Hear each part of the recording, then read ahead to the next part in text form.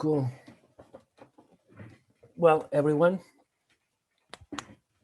it seems that the group it's getting smaller and smaller, eh? From the 40 that we started, 12 weeks, maybe it's too much to ask. Anyway, today we're gonna be in the co-design part of the Wayland. Then we're going to be, and the next one, we're going to be focusing a little bit on the one, this is kind of starting, well, you'll already seen that the last ones were a little bit more practical, but these ones will be even more practical. This is the practical part of the Wayland. Then it's interesting if you guys can, yeah, think about some kind of a project or some kind of a challenge that you have where you can apply everything that we're going to be doing in the next weeks. Okay, there's a mural that I'm going to share. Well, the mural of always, but just for anyone that doesn't have it.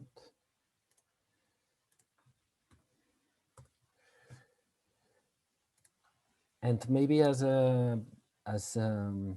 introduction, we could start with the video. I don't know if you all seen the video for the co-design phase. No? Then Alex, do you want to go with the video?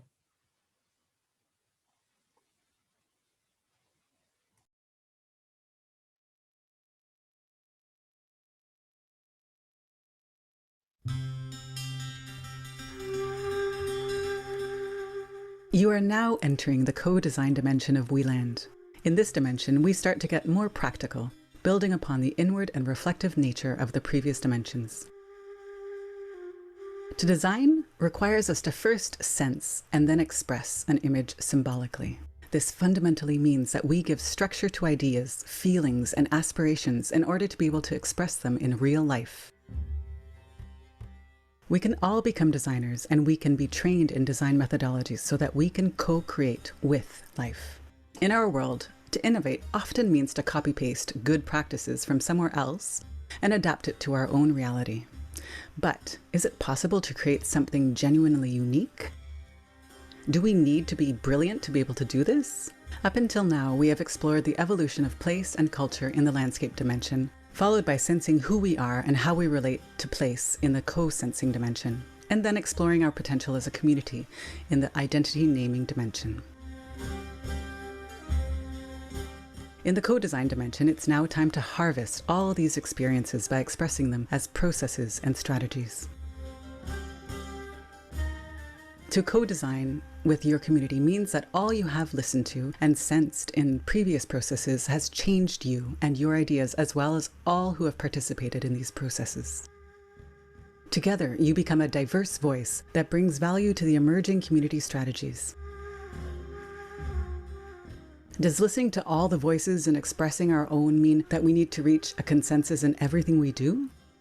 Do we need to sit in never-ending meetings in order to be able to respect diversity? Probably not. Trust is the key word in this dimension. Through the co-designing activities, we will develop strategies that are inclusive and regenerative. But we don't need to agree in every point. In this dimension, it is important to trust that even if we don't fully understand or connect with someone else's idea, it can still become a value-adding process for our community. Humility and curiosity are forces of life, and uncertainty and change are their environment. As you have already noticed, the Wayland model promotes collective emancipation, but at the same time it promotes individual singularity. If we want to become our potential, then compromise and negotiation are not an option. Instead, a plural and diverse expression of our community, one that is based in co-creativity and trust, will take us much further. Co-designing in plurality and diversity pushes us to transcend the restrictions that we face and engages us in a journey of resilience and regeneration for our community and landscape. In this dimension, we will learn to lead and follow at the same time, balancing accountability and delegation by both taking responsibility and letting go of control. The co-design dimension guides us through several generative questions in order to map out the process of how do we become. We begin the co-designing of the regeneration of our community by first recalling that we are place. From this position of understanding, we then ask ourselves, what can be regenerated through the process in which we are embedded? During the co-designing process, we define how our culture becomes its own potential by designing systems created for the regeneration of our place, understood as both our community and our landscape. This process should have tangible outcomes expressed through a strategic plan that is broad enough to be inclusive to diversity and specific enough to structure and guide the different actions needed to practically and actively regenerate our place. These co-created and agreed strategies, designs, and plans help inspire our community to keep transcending the structural violence that we face every day, instilling in us the sense that we are at the service of something bigger, something that is emerging in every corner of our planet, something full of hope, courage, and creativity. This collective purpose gives us a reason to go further, take risks, surrender to change, and become our potential, which is precisely what our community needs from us. Knowing that we are not working for ourselves or our own prestige, but instead that we are working for our community and for our landscape, makes us part of a historic paradigm change. It is the gift of our times, the opportunity to dance with change and lead transformative and resilient processes of regeneration in our home communities, regions, and planet.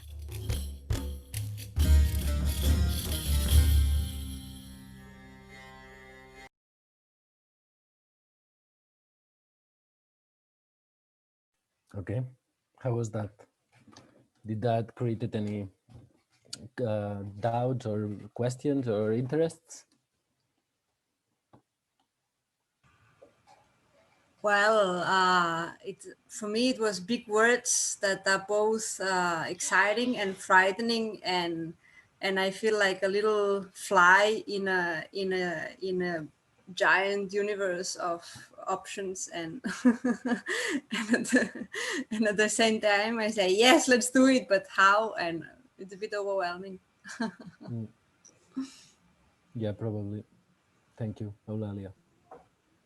Yeah, I share Lalia's thought also. It's so nice to see it like in theory, like, I don't know, we also know about, I don't know, sociocracy, for example, but I was like, personally, I was involved in several groups, organization where they were trying to work with sociocracy, for example, and somehow it didn't work. I will not say in most of the cases, but somehow it became chaotic. So yeah, it's really nice idea also listening to this part, but exactly how and how can shift from like the structure that we are used to and our mindsets are used to this kind of organization and organizing society. Yes. I Yeah. think I want to react to what Maya was saying, because my question for you is, okay, you say it didn't work, but did you go through all these processes that we went with this, I mean, that we learned in this course, or at least similar?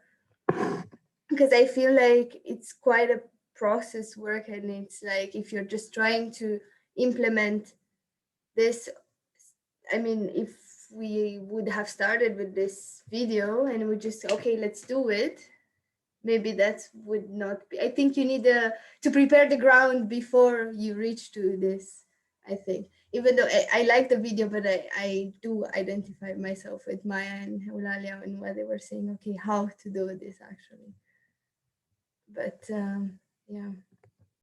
Yeah, I think there's something really interesting there, that there's this point of, it just made me recall something that happened a couple of weeks ago, where a really good friend of mine, well, one of the partners in the Resilience Co-op, was in an interview in the TV, in a local TV, and the interviewer was asked her a question, she answered, and the interviewer, when she was done, he was like, "That sounds like a little bit utopic, isn't it?"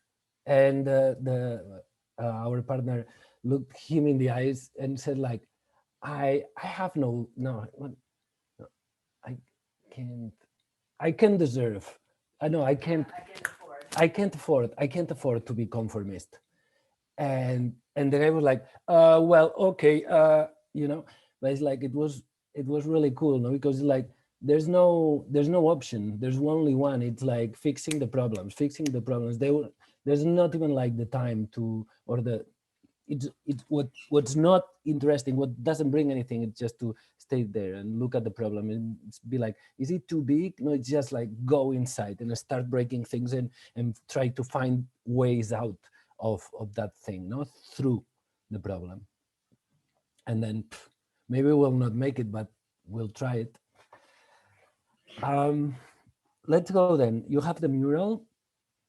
Like, I would like to start with the design part of what is the design. Does anyone has like some background on design, any type, permaculture design or design thinking, or I don't know, whatever, graphic design, any type? No one. Okay, well then, what do you think it's design? What is it design for you? Well, I can share some thoughts. I did some training session a few years ago on design thinking, and it was all about co-creating and finding the inspiration on people to make a product or service, whatever that you are designing, that is really useful for them and fits their needs. Well, this is a kind of more specific than only design, but that's what I recall from that training. Yeah, no, that's perfect, actually. Something else that you guys think that design is?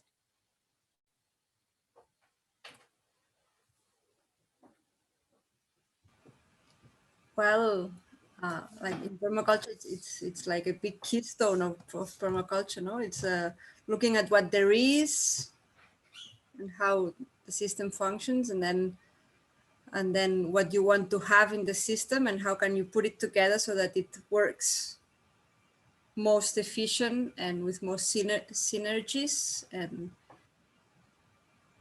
for the benefit of both the people living there and nature and your goals. And so design, like putting the elements that you want to have in a system in the smartest way. And you can define smart in many ways, maybe. Yeah, I completely agree with you, Eulalia, too.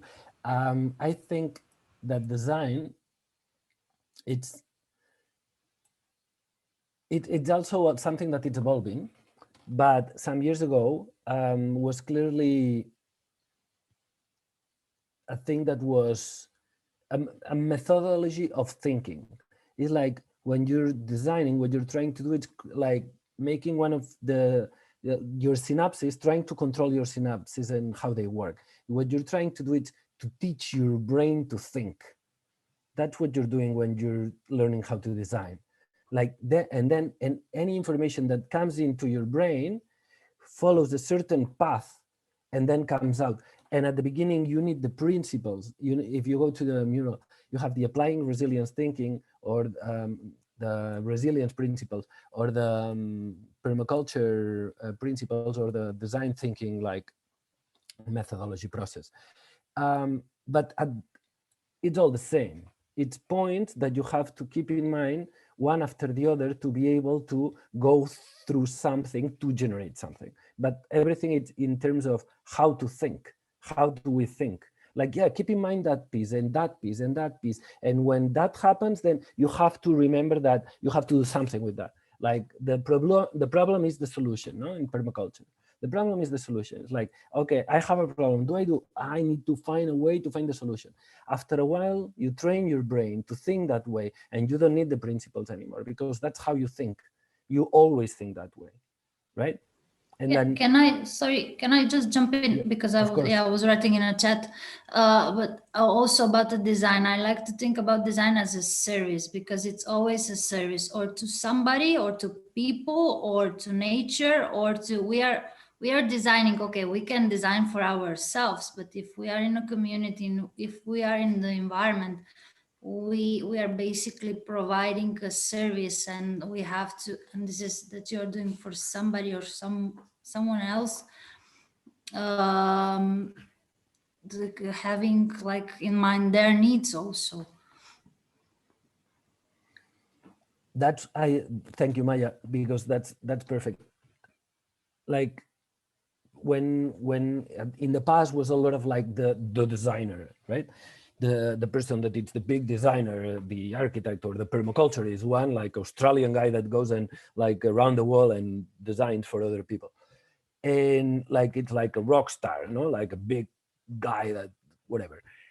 And now though the designing process, it's becoming much more collective, much more co-creative, right? Like what was Maya bringing, like the design process, it's like design and facilitation are kind of merging into one. It's like when you facilitate, you help design, when and when you design, you have to do it through facilitation. It's like it's very weird that someone sits in a place, even the architects.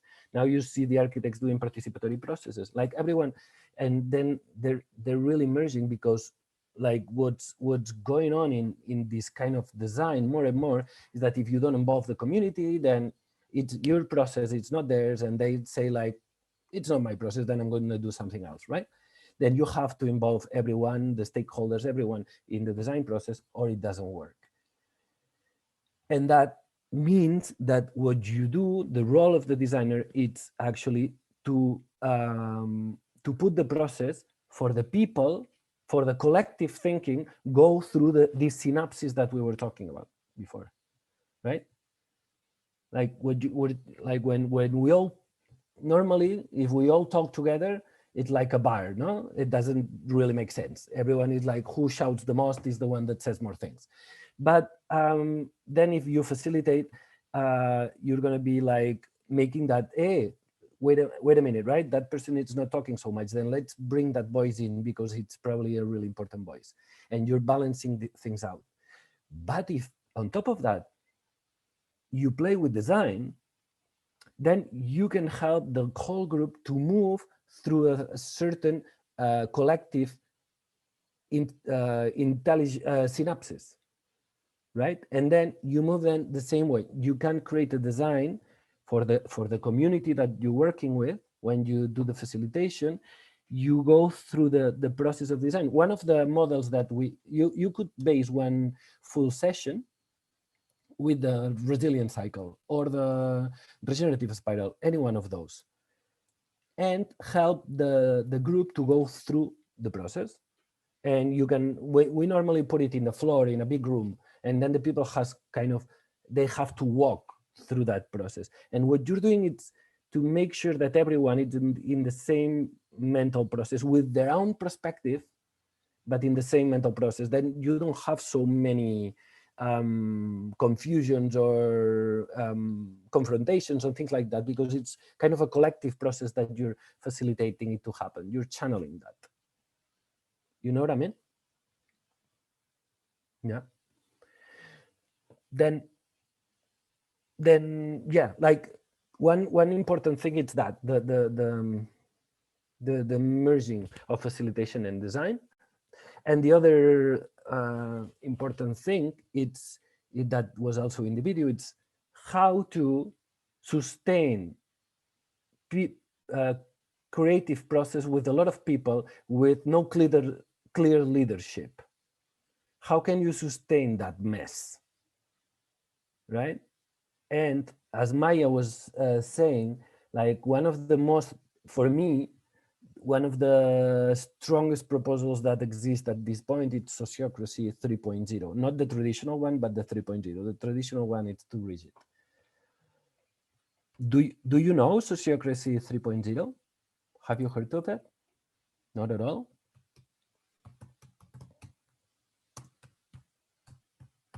There's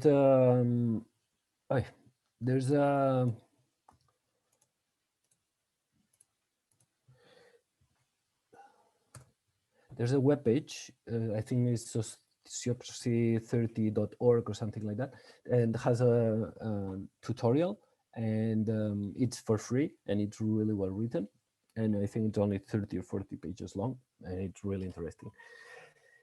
What sociocracy does, it's designs. What they did is to design a really well thought process for flexible and mass governance. Right? They started to use the use of social technologies and apply it in a really synthetic way of creating a small pattern of people that can relate to each other in an organization, but that you can fractalize that to the infinite, and it maintains the coherence of the first pattern. Do you know what I mean? It's very abstract what I'm saying. Okay. Yeah,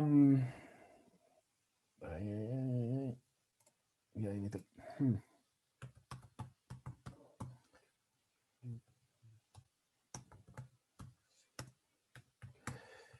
1 minute. I'm gonna share.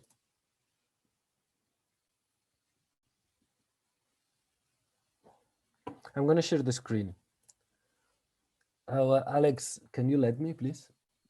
Yeah, you are co-host.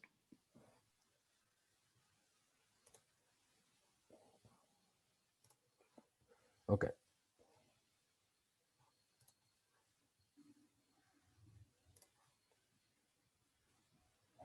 Okay, you can see this picture that says sociocracy, right? Like when we talk about sociocracy, it's a structure that it's based in circles, and every circle has a specific driver. It's called normally. We call it purpose. We understand it's the same thing as purpose. Then the different circles have high degrees of sovereignty in their governance and their capacity of decision, right? Then each one of this, but they all relate to each other.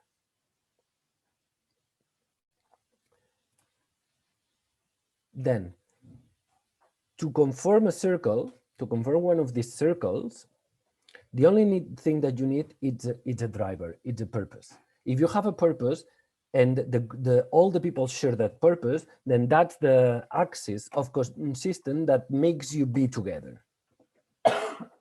Yeah?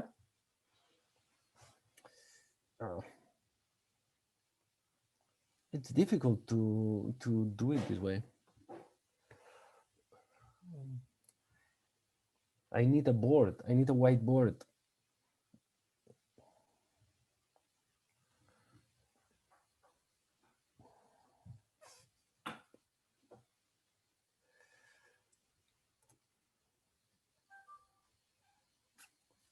You're all no?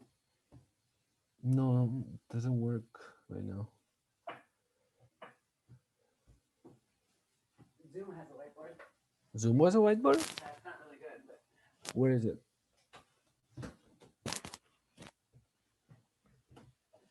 hola. ¿Qué tal? Where is it? Un momento.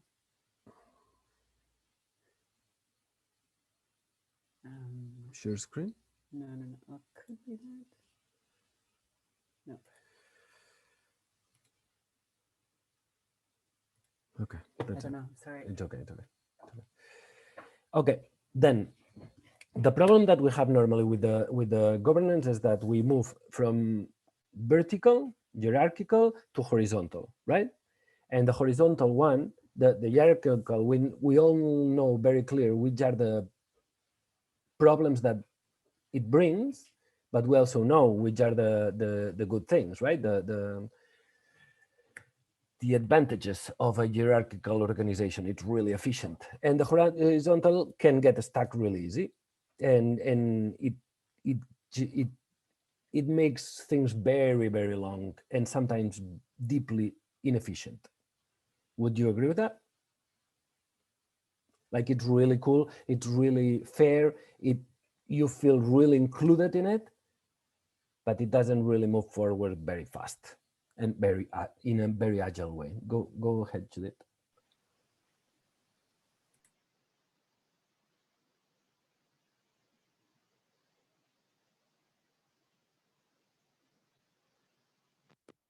I feel it's very dependent on the size of the group.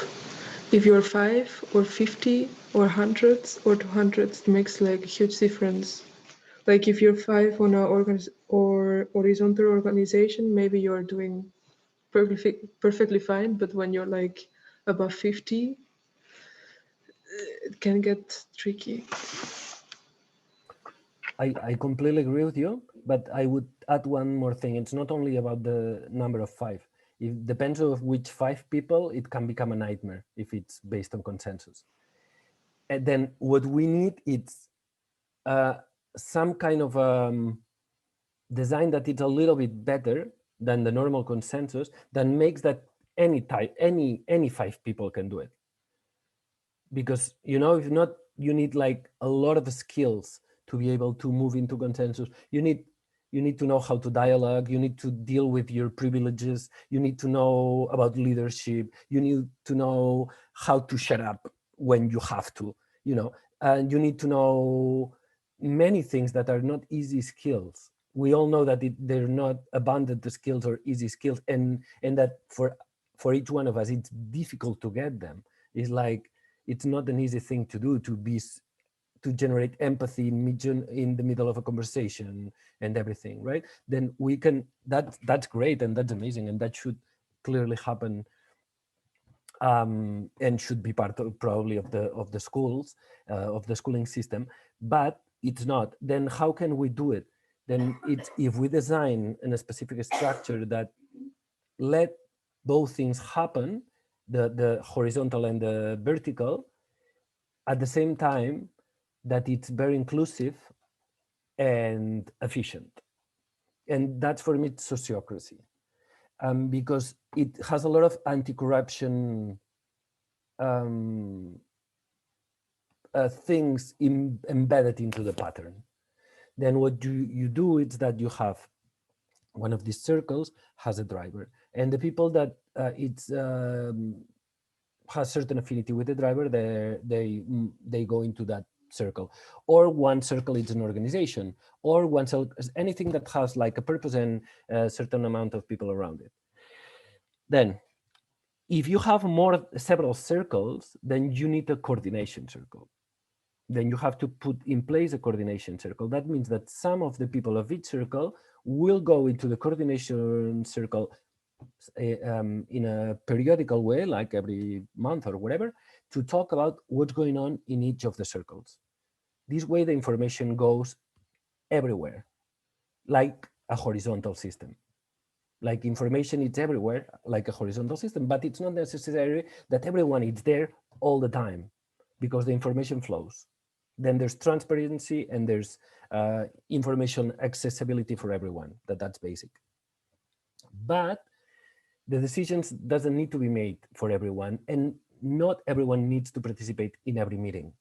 Only the people that actually has affinity or interest in those meetings. Then you're free to go to any circle you want, as long as you have affinity and some interest in the circles, and time to get involved in so many things. But the decision is going to be made with the sovereignty of each circle. Like if you have 5 circles, imagine like a flower, what we were seeing, like a flower, and the middle one is the coordination circle. Like the coordination circle, it's not capable of making any decisions on top of any of the circles around. Do you know what I'm saying? Only the circles itself can decide from whatever they're talking about. And if you're from one of the other circles and wants to participate, you can, but not through the coordination circles. You have to go around, enter the circle, be part of the group and decide, but not from another circle. And that's very, very important, because that brings the agility, because what's enabling the process is trust.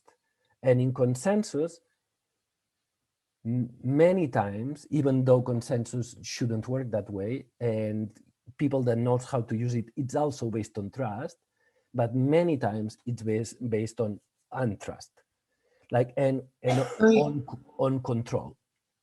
Sorry, Lucy, I want to ask one thing. Can you repeat maybe the step of passing by the decision in the circles?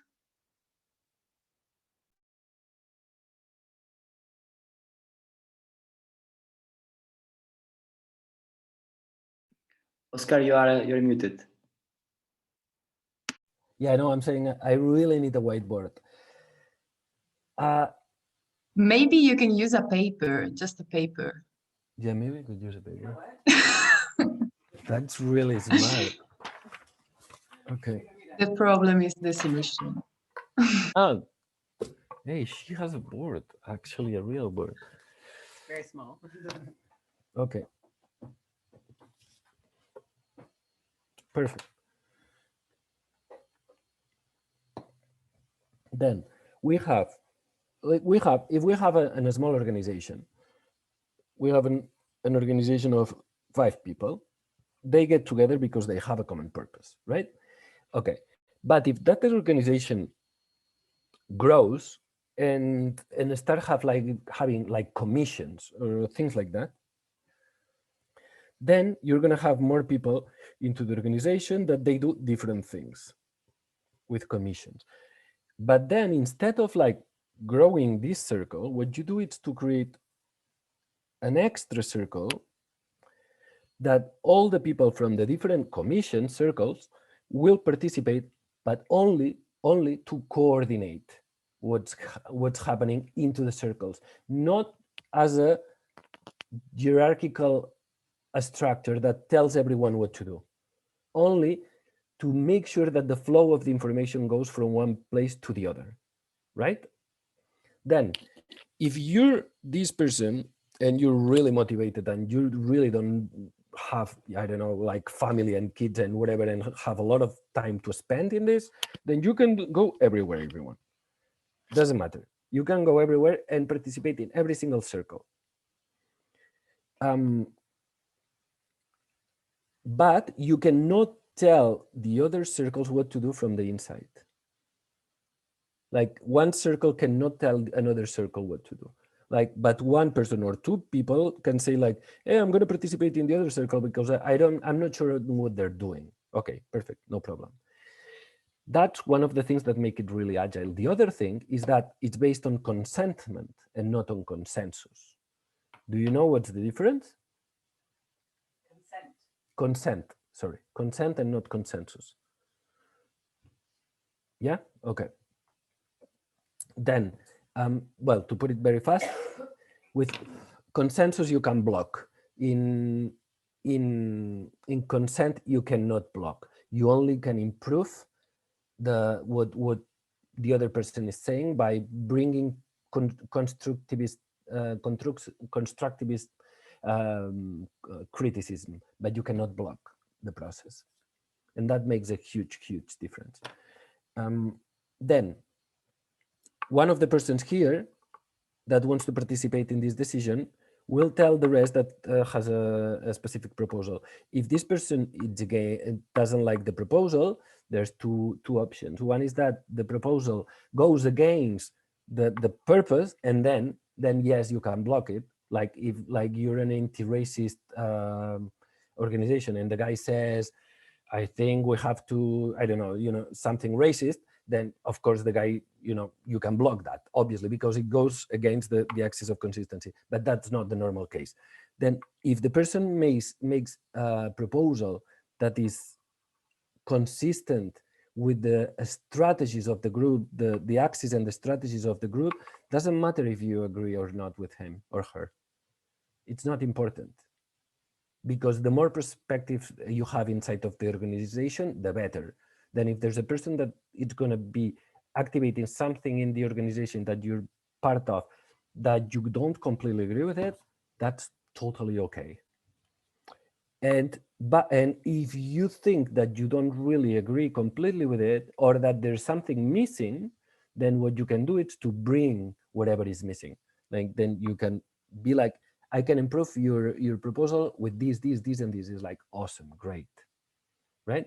Then that means that this person is going to be able to go forward very easily, very, very agile, and it's going to be able to, and there's not going to be a lot of discussion about all these things, and that the whole group tends to have a lot of accountability. That was the word that I was looking for. Accountability. That means that, and in a certain moment, this person is going to be the leader. In another moment, it's going to be this person who's going to be leading it, because it depends on the project that you're actually running. And then it's when we're entering like this, like the power, it's not solid anymore. It becomes liquid. That's kind of the great thing about this. Like the power, it's not rigid. Vertical and horizontal, they're both rigid. And when we're doing these, what we're doing is making the power flow, and then it becomes liquid. And that's powerful. You know what I mean?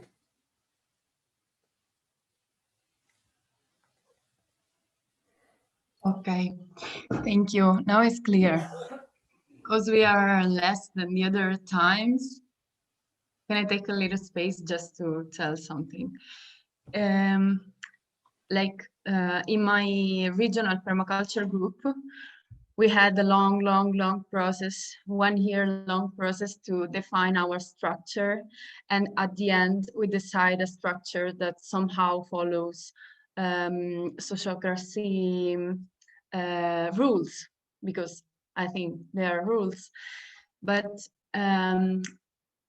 what we had as a challenging that I see now is that we had the structure, but we had no details. So we didn't define how we were meeting up, how many times, how refers back to the coordinator groups, and all these steps were like not defined, so nothing happens. We had the structure, we had many circles with each one his purpose. So what I feel now after this experience is that we need a lot of details. We need a lot of details to have process to apply inside the circle, have process to somehow regulate the flux of information between us circles, the coordination, and then back to the circles. I mean, because I'm hearing here that many processes went wrong. I would like to give like this experience, because it's something like I experienced in many times we applied this process, and sometimes went perfectly because there was like not a real leading, but a facilitator that were somehow just telling in each moment what to do to each person. So reminding how it works. And when there was this facilitator or another facilitator with the same sensibility or presence wasn't working, because I think that each person has to be aware about the process, how it goes towards.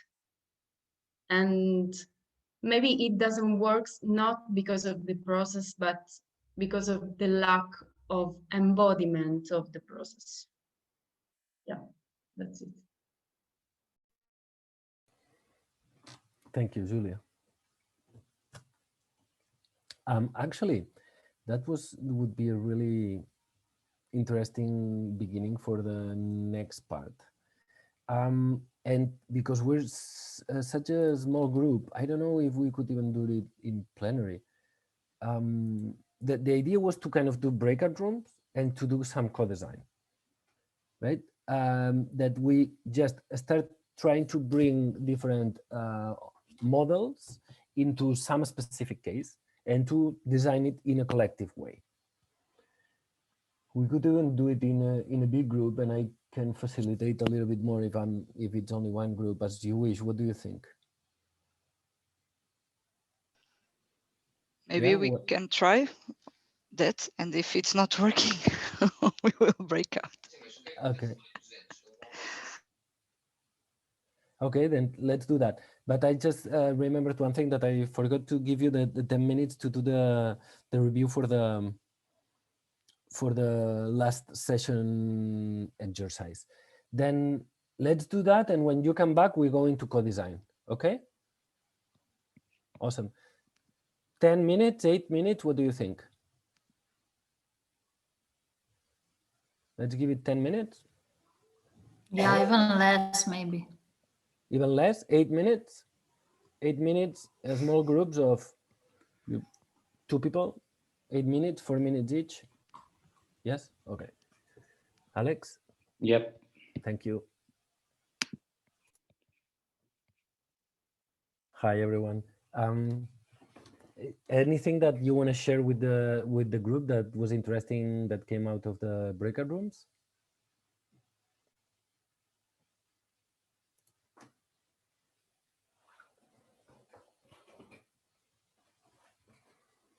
No?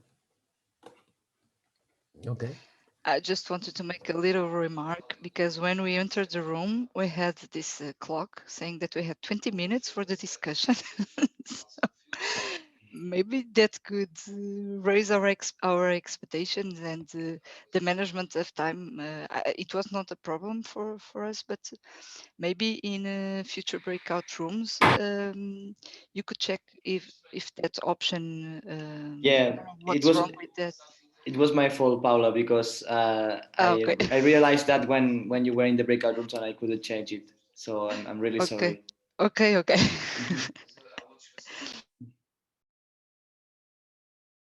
Okay, then let's move on into the in the co-designing process.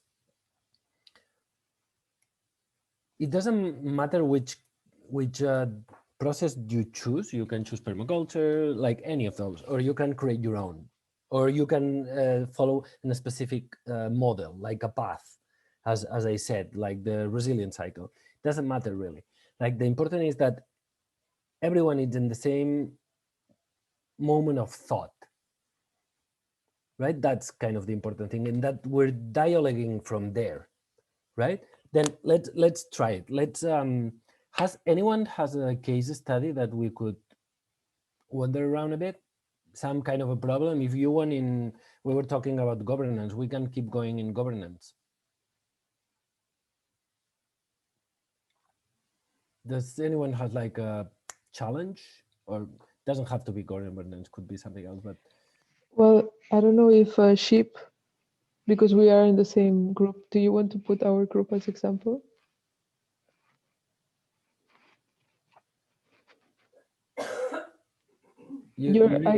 We cannot hear you, sheep. Sure, but I think it's also nice to know in what way you look at it, that we can use it as an example. What do you think that we should do, or what's going on from your perspective? Well, I think we're a bit stuck. I think we're very horizontal, and what you were saying that we get stuck, I feel that we get stuck in discussing a lot about the structure and the mission. Oh, you mean that? Yes, and then we don't reach into the action part. That is actually what we want to do, and we're stuck in that. Sure. Okay. Then I know what you want to reach. Okay, sure. So then I'll give a brief summary. We are both part of like a climate coalition that used to be like bigger. So we organized, I guess, 2 years ago, like a big demonstration. And from that point on, we had like a lot of meetings and people actually liked it. And at some point we became more like a talking group. So people had like a lot of opinions, and a lot of opinions were shared. And there was like every week at some point. And then I think last year somewhere it collapsed a bit. And there was no structure anymore. And then we started up, I think somewhere in February. And from that point, it has been shifting a bit. And we were still doing things. And due to Corona, it kind of collapsed like as a whole. So there's like, I think 4 or 5, maybe 6 persons still there. In like, we operate from a Telegram group. And yeah, that's it. And I think last meeting yesterday there was this feeling of someone that said like I'm not sure what we're doing anymore, it doesn't feel effective, and what is our reason to exist. From that point we're there. I actually did like a lot of things this morning, but I'll keep that out of consideration to make it more easy. So that's kind of where we are at the moment. Basically, there is not a shared level on what our mission or vision is. Okay, thank you so much, Chip. Then, is anyone would like to ask, like, from a question, a clarification, something else that you would needed to understand?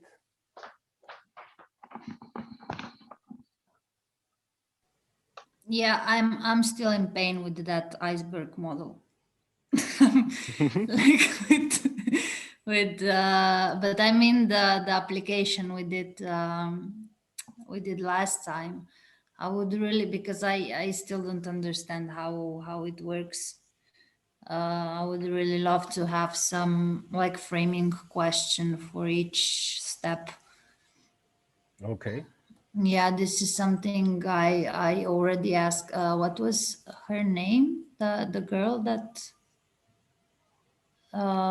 had class previously. Erica Alba. Alba Danes. Yeah, yeah. So, but will she be back with us with communication or? No, I don't think so. Maybe in the last one, but I'm not sure at this point. I don't think so. Okay.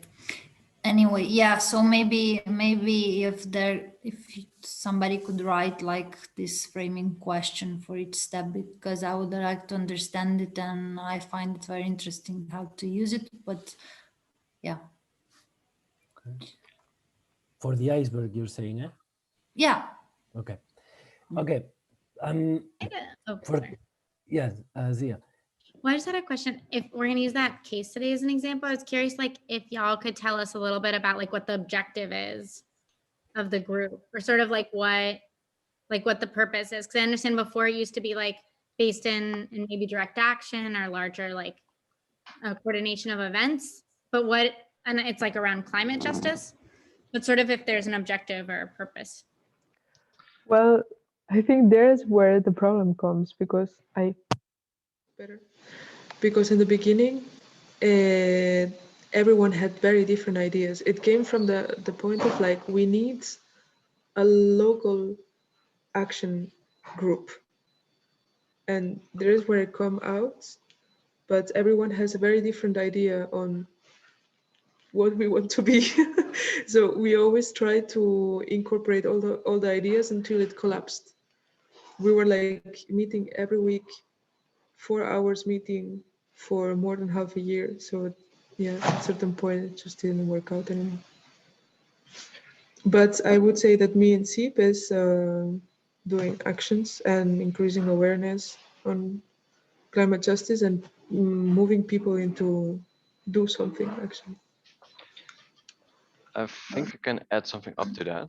I think, but that's also because I did like a sociocracy course afterwards, is that in the end, what was the biggest problem, and that's like a Falco, it's like a trap hazard for every group, is that our idea on what we wanted to reach was actually the same, but there was always like this friction about what strategy we would use in order to achieve it. And I think that's where it went wrong. And I think in a way, also due to Corona, we also sometimes forget what our mission or vision is, but it's actually somewhere written down because I've written it down somewhere, but it's not well known for the time being. But that's like a process we have to get back again at some point. But that's basically where I think it went wrong until now. Okay. Is there more clarifications or questions that anyone wants to ask to Sheep or Judith? Oh yeah, and the question to answer Zia's question is that what we wanted to do, our vision was to make like a local collective that, let's see, wants to work together and be like a mediation kind of person, or like a facilitator for actions in and around Nijmegen. That was kind of our vision, as far as I know it. I can also look it up while we're at that, but then I need some time for that.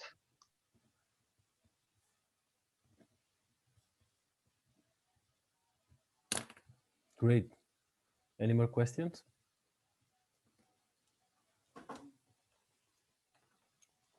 No? Okay.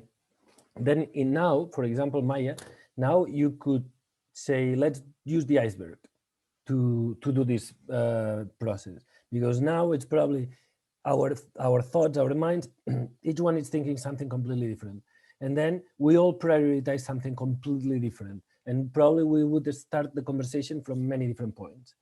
But if we put one way, one model, or one specific process, then we're all going to be able to develop our thoughts in a consistent way, kind of in parallel. And the dialogue is going to be much more easy because we're going to be specifying what are we talking about in every single step. You know what I mean?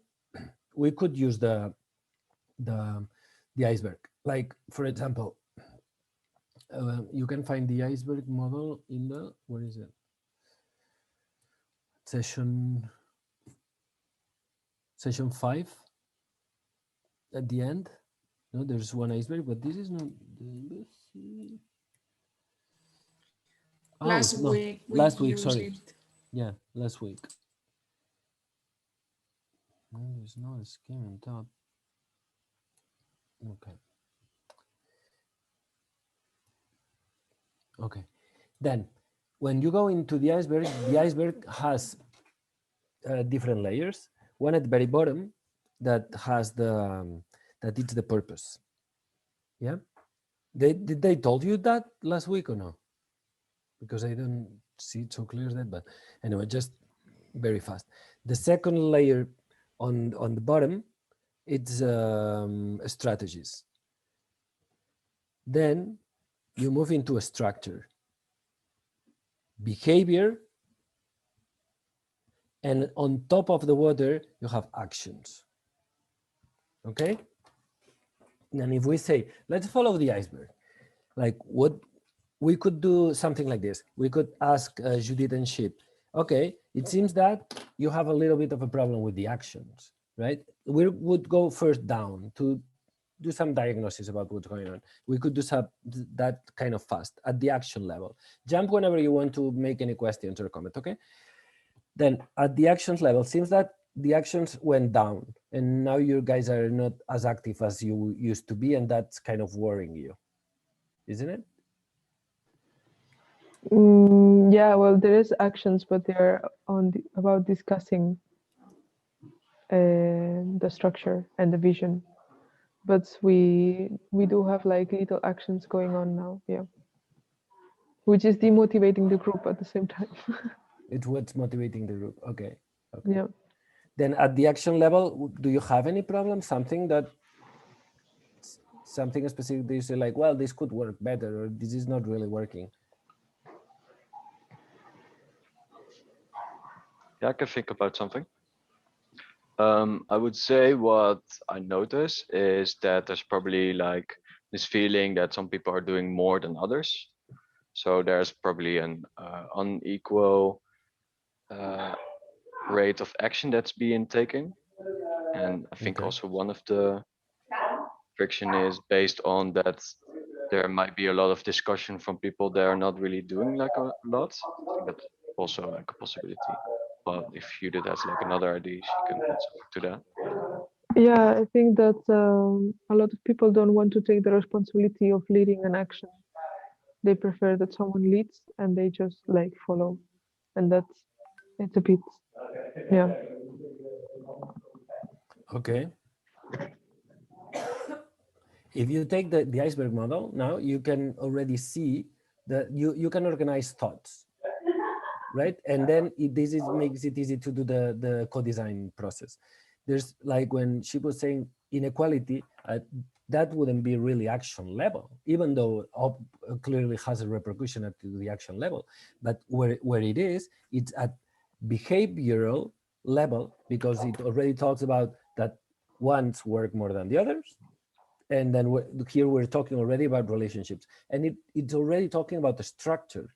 There's something going on in the structure of this organization. If it's some people is working more than the others, leadership is not clear, responsibilities are not clear. And then Judith was saying that people don't want to take responsibility and they prefer to follow.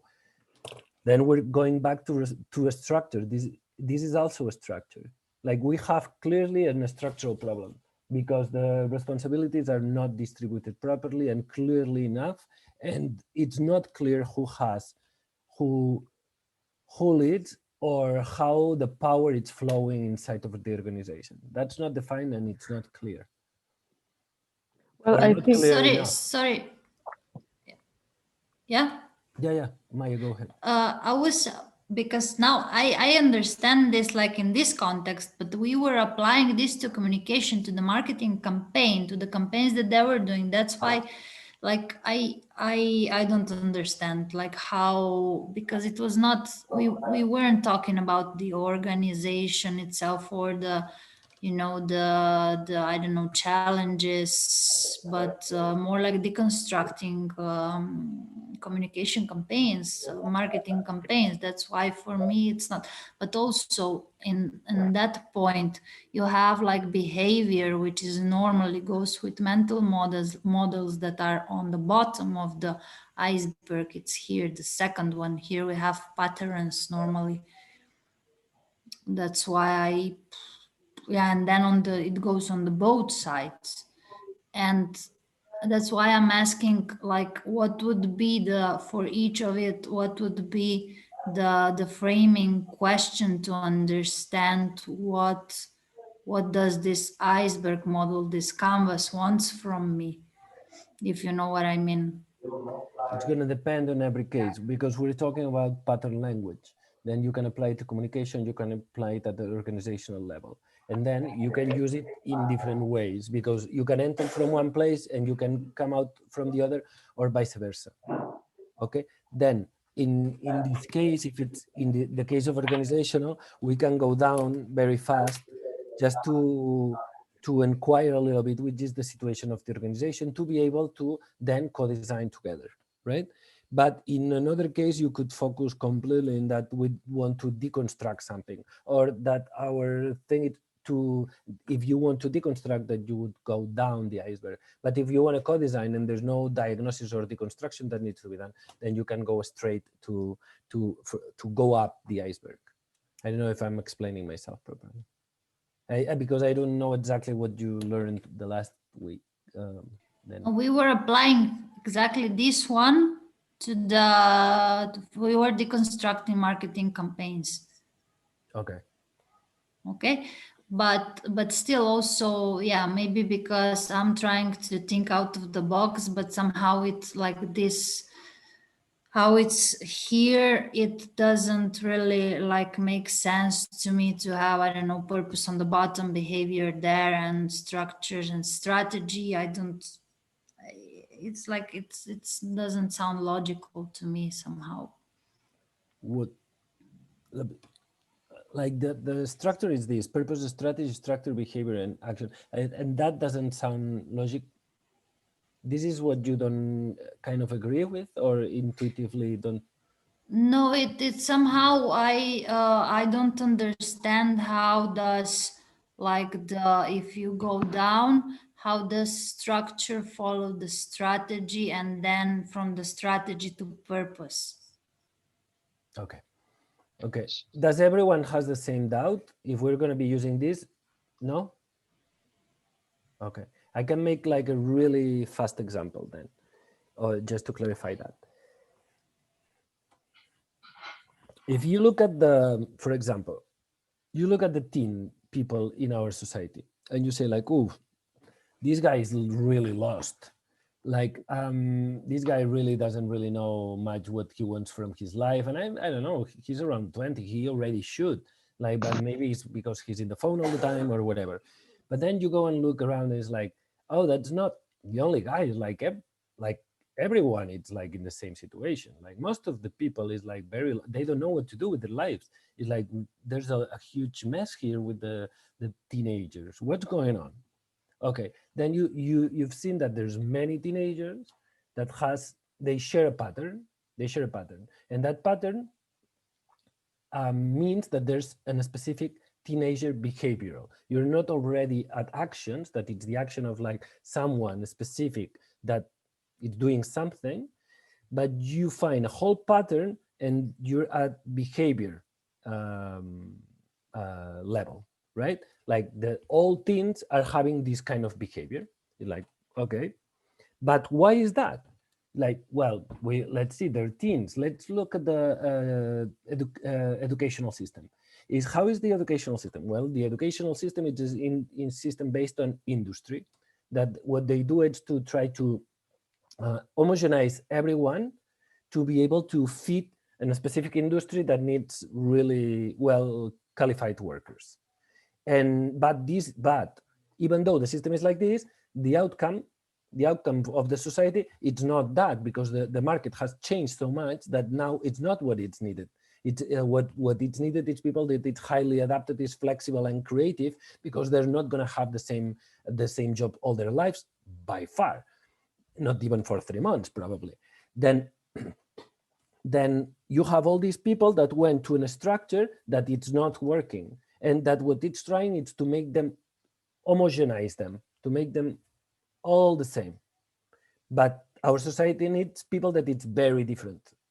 Then they find this, okay, we are at the structure already. We have a behavior that it's a lot of kids in a very uncomfortable situation in the society that comes from a very specific structure, educational structure. But it's not one structure. You go to university, you go to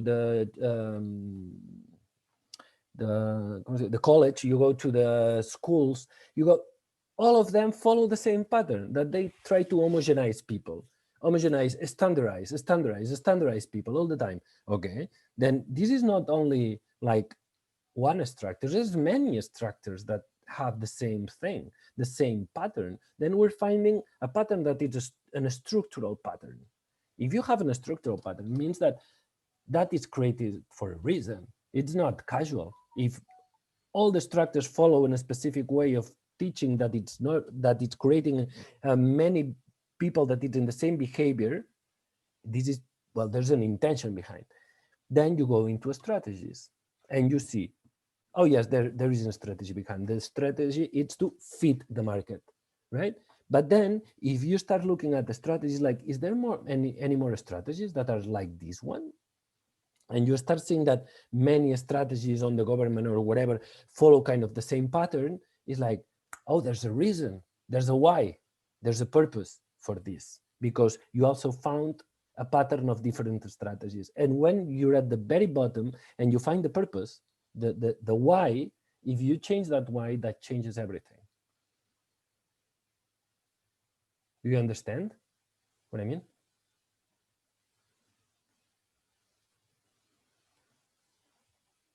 Let's keep going with the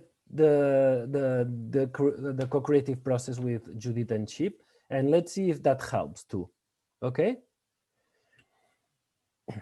Then we've seen that there's behavioral challenges, there's structural challenges, and as you already said, it seems that there's purpose challenges, because you didn't really know if you were really sharing the same purpose, isn't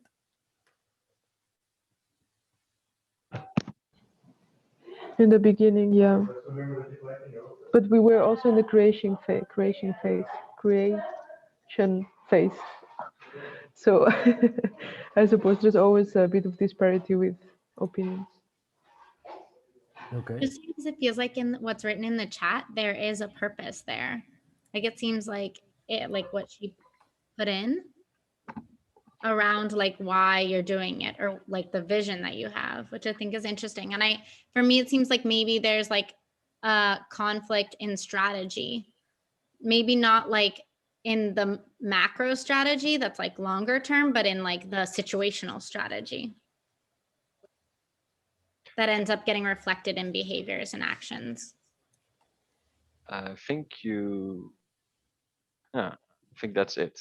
For me, it feels like that, because in a way, but it could also be like the Corona thing going on, that people actually forgot what we have written down like a few months ago, but it is there.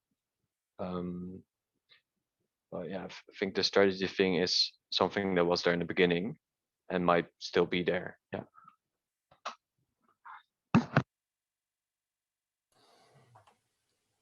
More comments?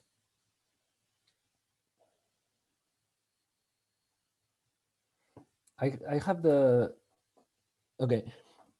We don't use vision or mission anymore for, and there's a lot of people that is starting to not use vision or mission, because vision, it's something that you put at the end and that stays still, and then that you try to adapt to it. It's kind of, it follows kind of a colonization process where you're trying to adapt in a specific point of view.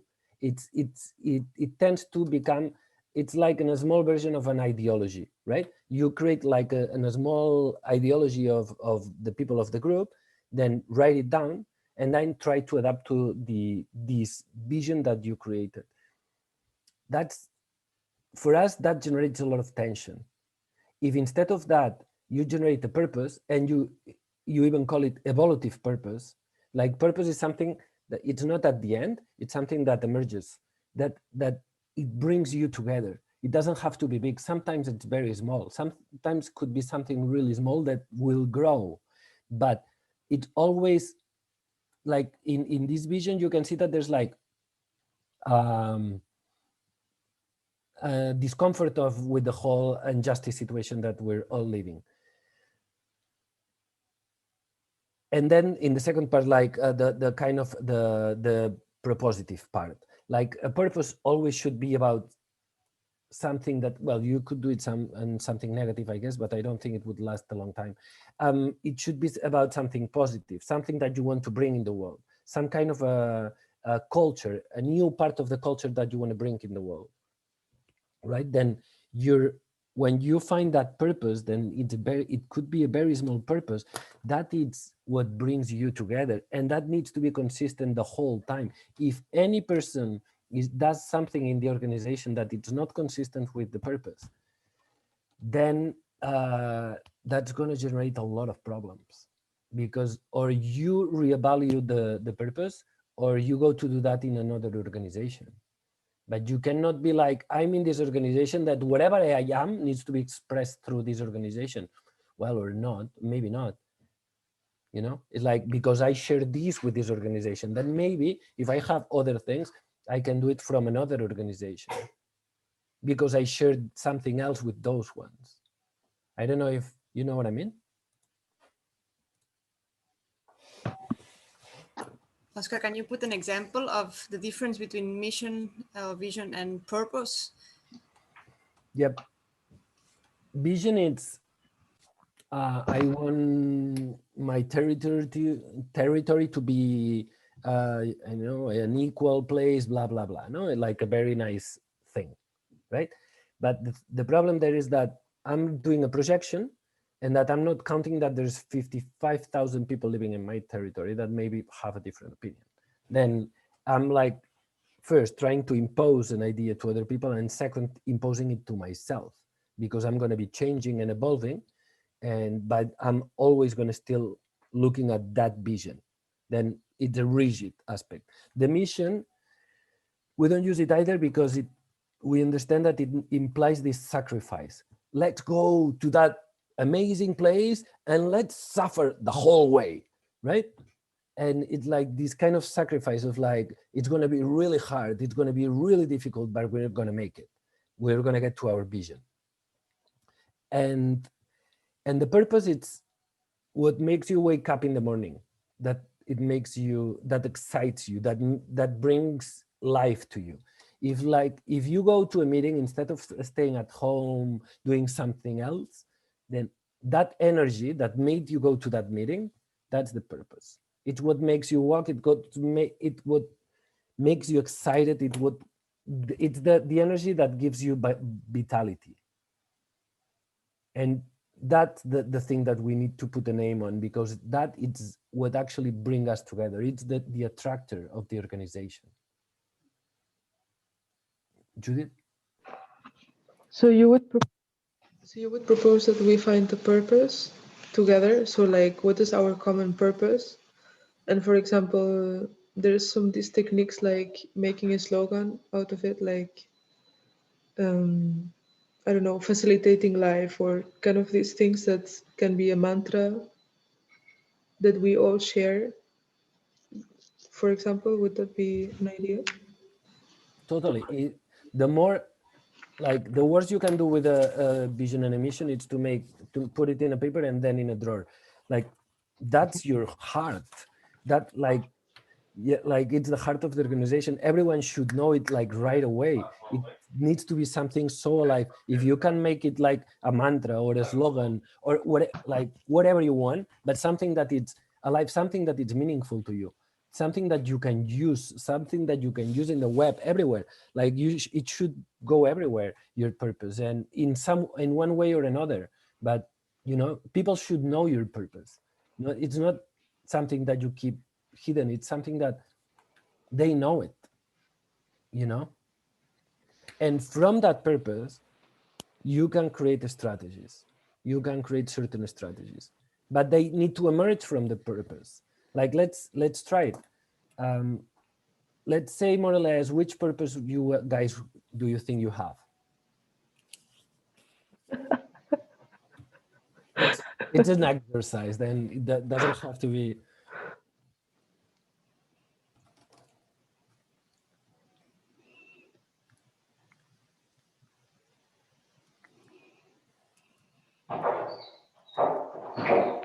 Yeah, for me it would be being aware and being active to promote change.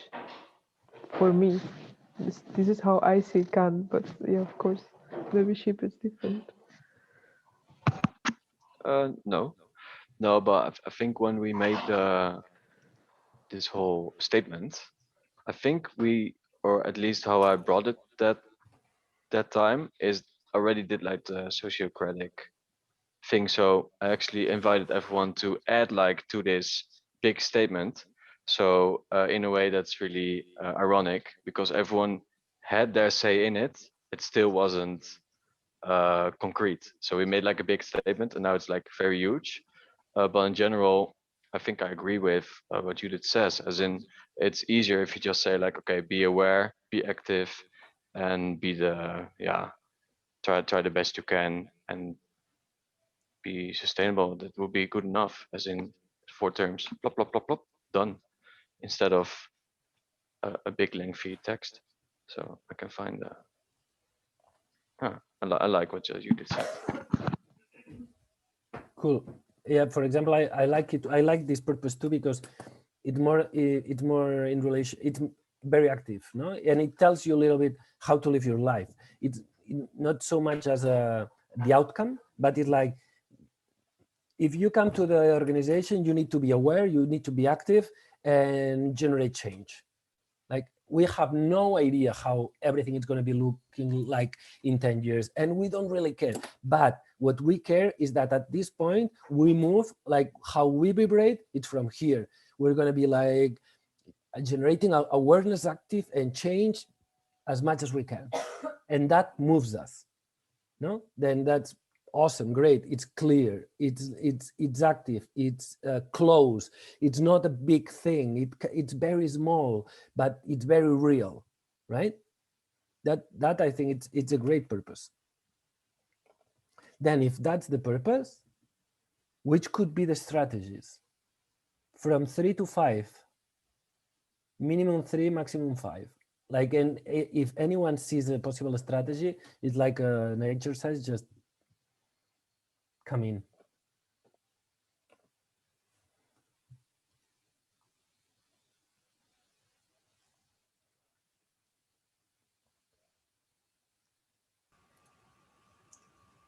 Well, it's organizing information talks so that people got information of what is happening, of the situation, for example, or demonstrations, or yeah. We're actually doing monthly movie nights on topics like this for like creating discussion and awareness in different topics. So that's definitely a strategy. That's nice. Okay, in the strategy behind the movies, which is it to get more knowledge? It's like it's for you or it's for the public? What's both? Both. So I don't know. We saw, for example, plastic wars, and it created a huge discussion in our group too.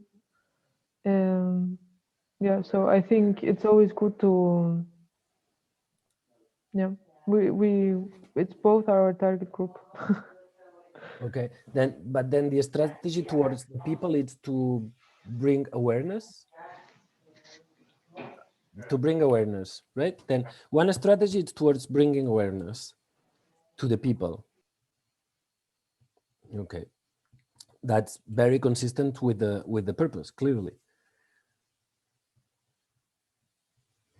There's another strategy that seems that there's something related to you getting more knowledge, but more internal, no? That's also why you do it, right? To generate, to, or no?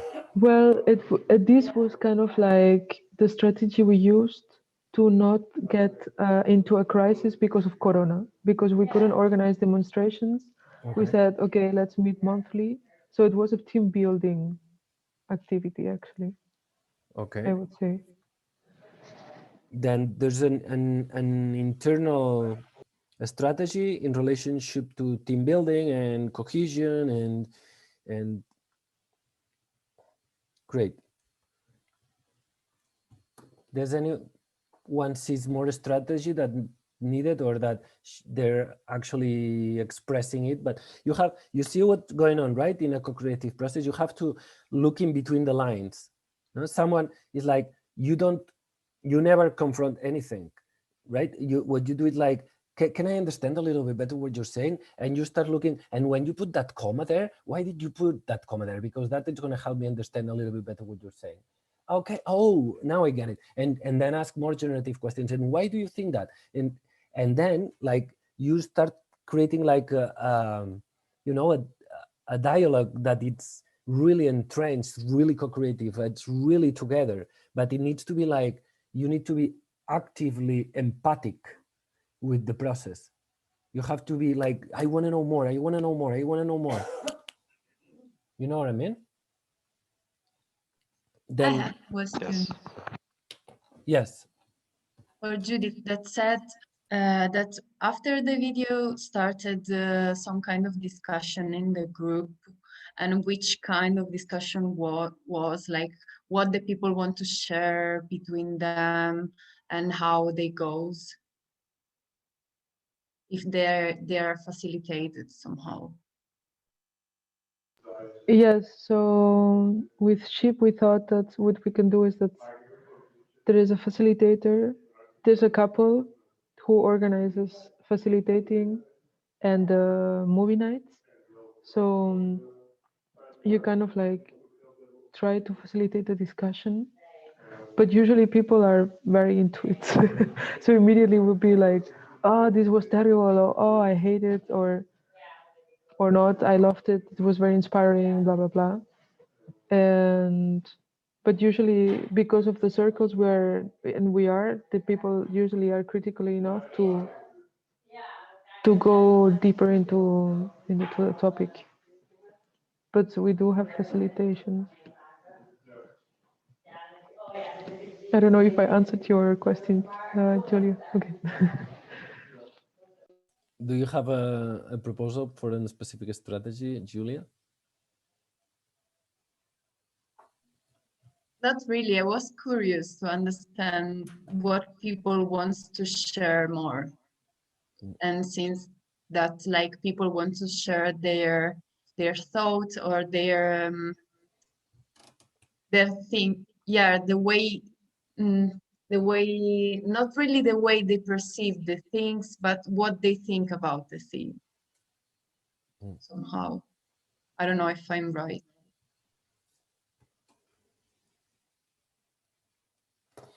Okay, you have more, is there more ideas of possible strategies?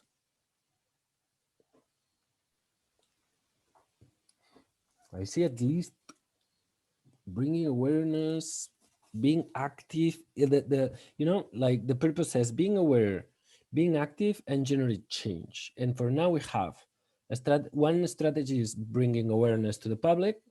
The other strategy is like internal team building and cohesion. What's missing? They need like the purpose, it's this thing that they need to bring into life. It's something that it's so singular, so special that it's probably something that it's only them who feel it the way they feel it. No one else in the whole planet. Then they have to bring that about for everyone. It's like, and how do you take this feeling that you feel and show everyone what's going on? Go ahead. Yeah, some practical example. Something like making any small project that manifests this purpose. A recycling project, organic growing, that's what they're into, or make a practical action or lifestyle, put it somewhere and as an example.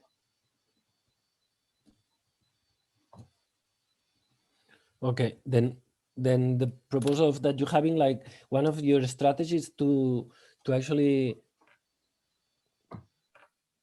show by doing, right? Like it's like doing some things, like kind of we can do performance or workshops or whatever, but it's about doing things that then the people it's being inspired by, no, more or less, or it would be there. That could be a possible strategy. Something else, some other strategy. We have bring awareness, the internal strategy, this creating examples strategy, like maybe a direct action strategy. Yeah, some action, I think, because they were like a lot of I don't know, block for the COVID things. Somehow can be possible to have some, I don't know, to decide 10 action to do each one of them in their home and then measure out their impact of this 10 action for all the people of the group in a week. I mean, I don't know which time they have gathering and meetings, and between meetings and another one, choose 10 action to do each of them in their house, and then at the next one measure which impact had this 10 action for all the group.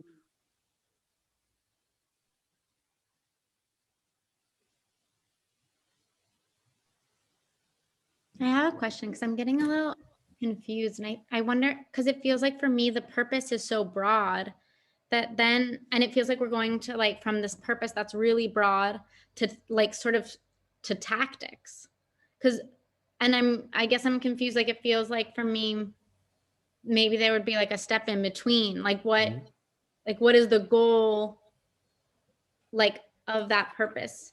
I don't know if that makes sense. I think I'm just getting confused perhaps. Like it feels like I'm trying to think about it in some of the campaigns that we're running, and it feels sort of like if the purpose is something like we want abolition, the strategy would be like a defund the police strategy, because that's a step towards abolition, which is maybe our purpose. And tactics to get to defund the police would be like some of those things that we're mentioning, like education campaigns or information sharing or direct actions. But it's like hard for me to situate it, sort of. I don't know if that makes sense. Yeah, total sense. Yeah, the purpose that you're bringing is a much more clear purpose that has a clear end. And the one that Judith and Chip were bringing, it's more like be aware, be active, and generate change. It's much more open. Then it's different. It's clearly different. In yours, I also would start like if it's abolition of somehow, then it's like the first thing is like when is that going to happen? When are we going to make that? Like this one, it's a little bit open, but I would agree. Like, but the thing is that it's not so much tactics, but it's like we have this feeling. How are we going to express the feeling? Like I have a feeling of injustice. Okay, how can I express that feeling of injustice? Well, how do I feel it? I want to, like, I'm 60 years old. Okay, I'm going to write a book. I'm 20 years old. Okay, I'm going to burn some containers. Like, it depends, no? How you're feeling it in the moment that you're feeling it because you're alive, no? And it's like, okay, what's expressing through you? Well, I want to bring more awareness into life. I want to feel a stronger team. I want to, like, and that is going to help me to express that. The next step, I would go into, like, actually here in the strategies, one other thing that you can do is to specific objectives. Like normally we say between 3 and 5 strategies, and each strategy could have between 3 and 5 specific objectives. In the specific objectives, then you go quite specific on things that, when is that going to happen? Like in the next 3 years, okay, then I'm going to start doing very specific objective in relationship to bringing awareness from 3 to 5 specific objectives. In this case, like you could be like, in bringing awareness, which time are we talking about? 3 years, then 2024. Then what is realistic that you think, but what is realistic but outside of your comfort zone that you can do for 2024 in relationship to bringing awareness, right? Something that is pushing you, that excites you, but that you think it's realistic, that you're actually going to be able to do it. And of these, between 3 to 5. And then you have, and from there you can even take indicators if you want. It's like and meet milestone indicators even, to know if you're like going in the right direction or not. Like, and be super practical if you want. But it's important to, at the beginning, maintain it a little bit etherical, no? Then, the next one, when you have all this strategy created, the next step is into a structure. The thing is that in this point, you know already that you're going to have at least 5 circles or 5 roles. It depends. If there's a lot of people, then it's circles. If it's just 5 people, doesn't make sense to have 5 circles of 1 person. Then it's roles. It's specific roles. Then in this case, you know that if there's 5 people in your organization, then would be at least 4 roles. One that it's bringing awareness, one that it's team cohesion, one that it's creating examples, and another one that's direct action. If there's 20 people, then you would have 4 circles, and they would all stewardship one of these strategies and make sure that it happens, and all the specific goals inside it with all the indicators and the milestones, and they're accountable for that to happen, right? But they can do it the way they want to, taking their own decisions through the whole way.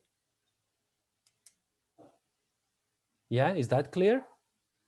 Then we normally say that up to this point, we're already creating the structure of the organization based on the strategies. And if you follow sociocracy, then you already create the different circles that they're going to have, like a coordination circle and blah, blah, blah, right? To this point, we think it's important to do it by consensus, because consensus is something solid, it's fundamental. It's something that we all share, but we can do it once a year. because when we do it, it's so, it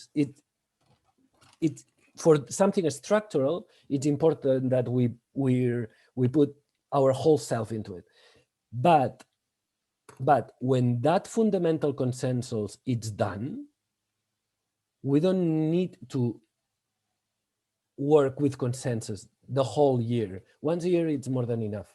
The rest of the year, we can work by consent, based on trust, and just by knowing that what's going on, it's like whatever decision they take, it's going to be based in the consensus that we did in July. That's good enough for me, because it's still up to date for me. And if it's not still up to date, then I should call for a meeting.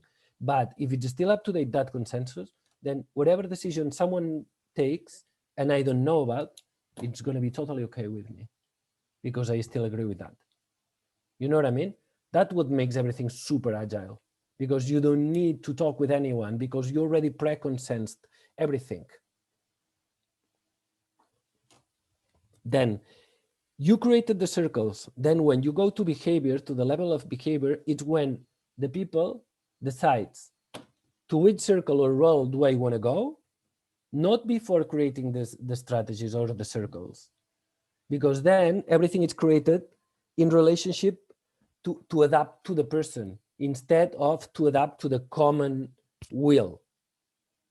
Yeah. Then if we do if we already created the structure of the organization based in these strategies, and then we put the people into it, it's like, okay, who wants to do bringing awareness? Who wants to lead bringing awareness? Well, I would love to bring awareness, because like whatever, I really love this kind of thing. Great. And who wants to collaborate with him? And then other people of the organization is like, we normally create 3 levels: lead, collaborate, and lead, support, and collaborate. Lead means I take full accountability of whatever happens to this. Like no one can take any decision that doesn't happen through me or anything. Like I take full responsibility, but you can have like as many people as they want to. Support means I'm going to be there every time that someone needs me. And collaboration means I want to be informed of everything, but I'm not going to commit to anything. Like I'm maybe going to come or maybe not. Yeah, don't count on me. But keep me on the circle just because maybe I'll come if I'm interested. Okay. Then in that, you know, once that's done, if you create, you have the thing, me la deixa la pissarra. Try not to touch the back. Yeah. Can I have the pen, please? Okay.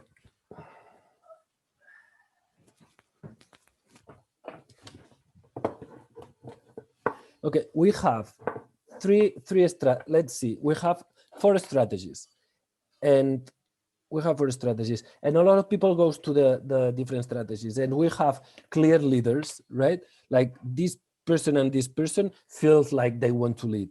This person and this person, they also feel like they want to lead, and this person wants to lead too. But in this one, we'll have one person that doesn't want to lead. That's reality. If we're like, no, come on, please lead. Like what we're gonna have is like a future burnt out person that was pushed to do something that he or she didn't want to. And then that the reality is that our organization needs the 4 strategies, but only have capability and resources for 3 of them. There, or we renounce to this strategy, or we need more people that is specialized on that strategy. The normal thing is that, like with accounting or more legal things, like many organizations, is like people that has nothing to do with legality or this kind of bureaucracy, and then we push someone into fill that role, right? And then that person get burnt out really fast. Well, if no one wants to go there, means that we need a person that likes to do that, and it's going to participate in the organization by doing that. but we don't push anyone to do anything, because that is like for sure conflict in the future.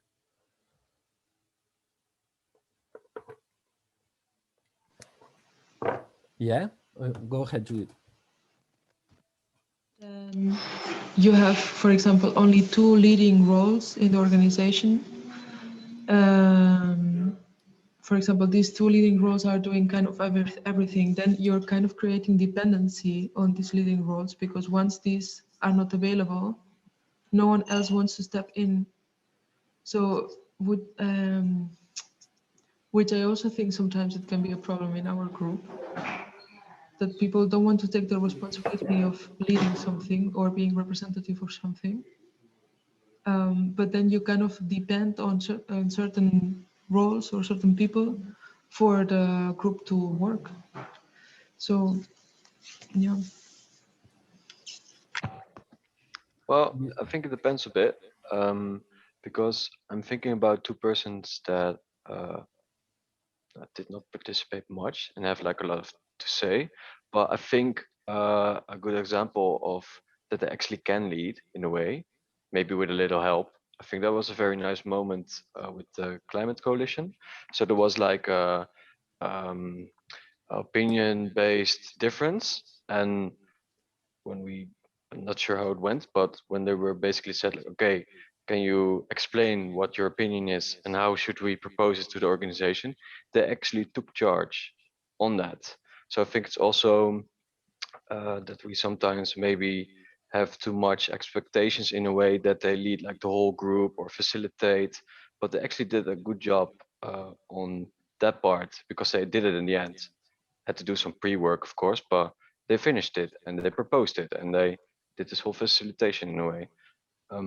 So I'm not really sure. I think there's a middle ground we can reach, but we need to have a talk about it in the whole group at some point. We do need that. The leading role, it's something that you can, it's as we said, it needs to be understood more like a flow than something rigid. Then when we say that this person is going to be leading, it's more or less kind of the same thing as what we were saying with the coordination circle. Yes, this person is going to have some responsibilities that is going to be sharing probably with the coordination circle, whatever is going on here, and it can be accountable for the whole thing. And if the other people doesn't come in, it's because they don't want to, right? But here that it needs to be a dialogue about the power. It's like then what we many times we do, it's like when the people step forward to actually take more leadership into one of these circles, it's to tell them, to ask them, do you have enough resources, people and energy to actually to lead this process? And if the person says yes, it means that I'm deciding to lead this, knowing what's this reality, this collaboration and this support, right? If that fails, then I'm gonna be, I should be capable of saying like, look guys, like you said you would collaborate and give me support and you're not doing it, then I'm not gonna lead from here because I don't have enough support to actually lead this whole process. Or the person could say like, I don't see it. I don't have, from the beginning, I don't have enough collaboration and support in this one. Then the whole organization should readapt to make it possible. But at the same point, when we talk about leadership in this way, what we're saying is that any person of the circle can propose anything and lead any action. That person that is leading the whole circle, the only thing is like, I'm going to make sure that the circle fulfills like the indicators, like it reaches to the point. If I'm going to keep like the eagle eye on this circle, I'm going to like, guys, come on, like we set for the milestone that we would reach like this number and we're not doing it. Like someone has an idea, or we need to modify the milestone and tell everyone that we're not going to reach the first consensus that we did. Like, you know, like that kind of leadership. It doesn't have to be like some, you know what I mean? Okay, then once you have that, who leads? from here on, there's nothing else to talk about. That's it. Like most of the assemblies, it's about what's going to happen from here forward. It's like, who is going to do what and when, and who cares?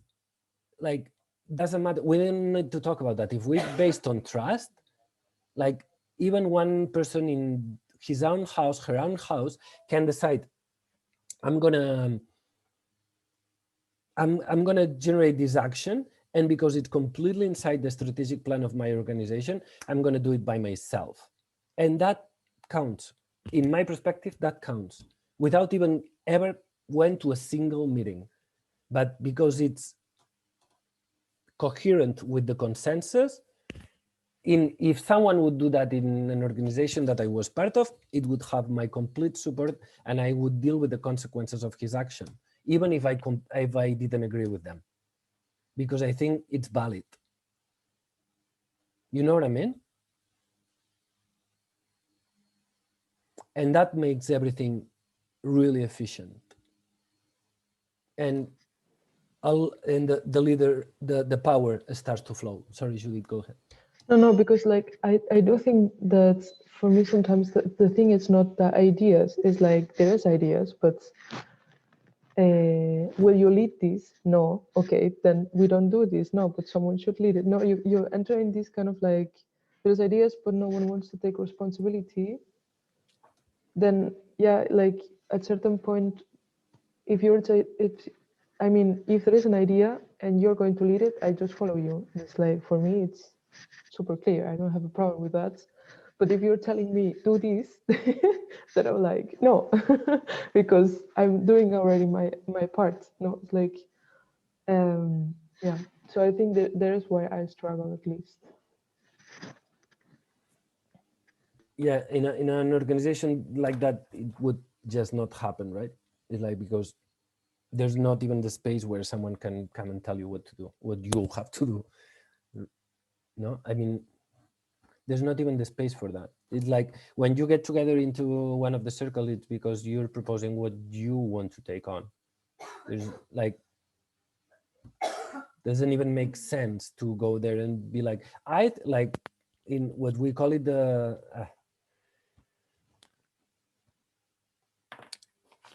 well, in Spanish we call it the el impersonal no vinculante. It's like this verb that is like, yeah, we should do it. That means I'm not going to do it, but some of you should do it. It's like, yes, like that's not fair. That's completely blocked. Like no one can say that. Like if you say something, it's because you're going to do it. If you don't do it, then you don't say it. That's it.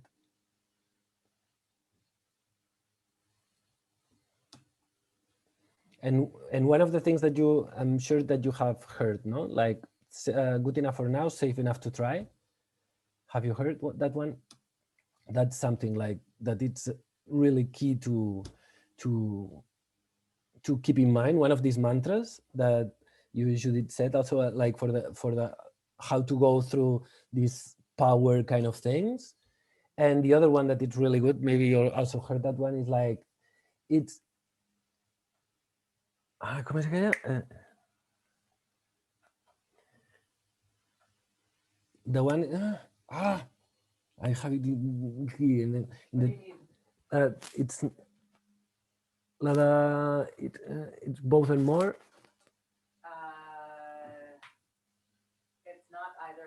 It's not either or, it's both and more. You know, it's like, it's another one of these mantras that it's really good, like to just keep in mind. No, it's not either or, it's both and more. It's not you, it's not him, it's like, we don't have to choose. There's going to be like something that it's going to be emerging, that it's going to be better than what everyone is bringing, and that always keep that in mind.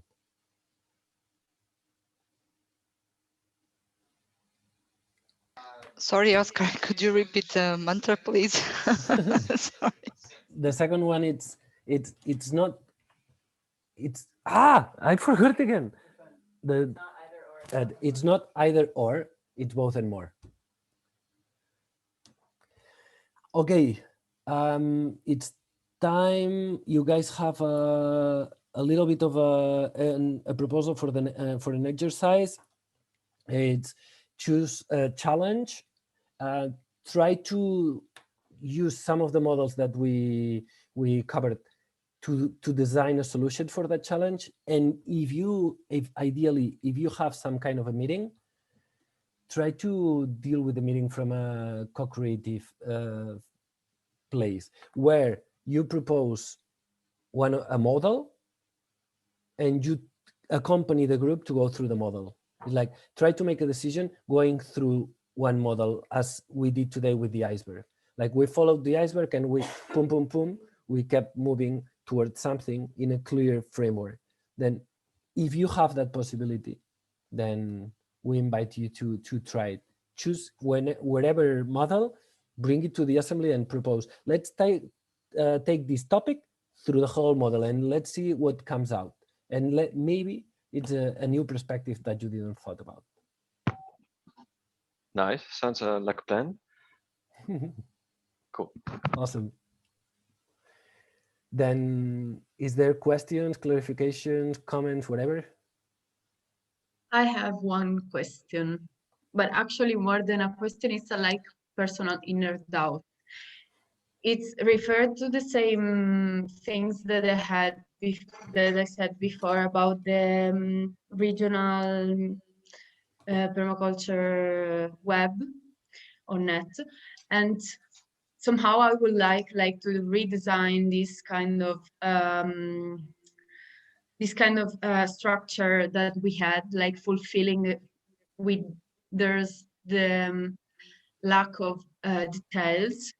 But what I feel from myself is something that I would like to do by my own self and then present to all the group what I did, the job that I do.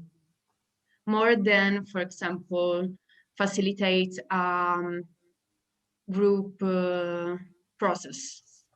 Like it's somehow, today I feel the energy to do an individual work. Okay. And then I struggle with myself because I know that an individual work has less chance to fit all the group. But in the same time, I feel no one is doing this process. No one wants to do it, and I don't want to do it with other people. I don't know if I'm explaining myself. I'm not 100% sure, but like you want to kind of create a design for the whole group, even though and you feel that call to go that way, even though maybe you think that a collective group could be better, but you don't feel like doing it. Is that what it is? Is that like I have actually some ideas that I want to propose in a refined proposal, and but somehow I feel maybe it would be nice or nicer to do it with a group and like start a new circle with this proposal. But in the same time, I feel like it would be easier if I do it and then I propose it. Okay. Okay, you could go one way but you have to be really careful with it because it's really close to manipulation. Okay.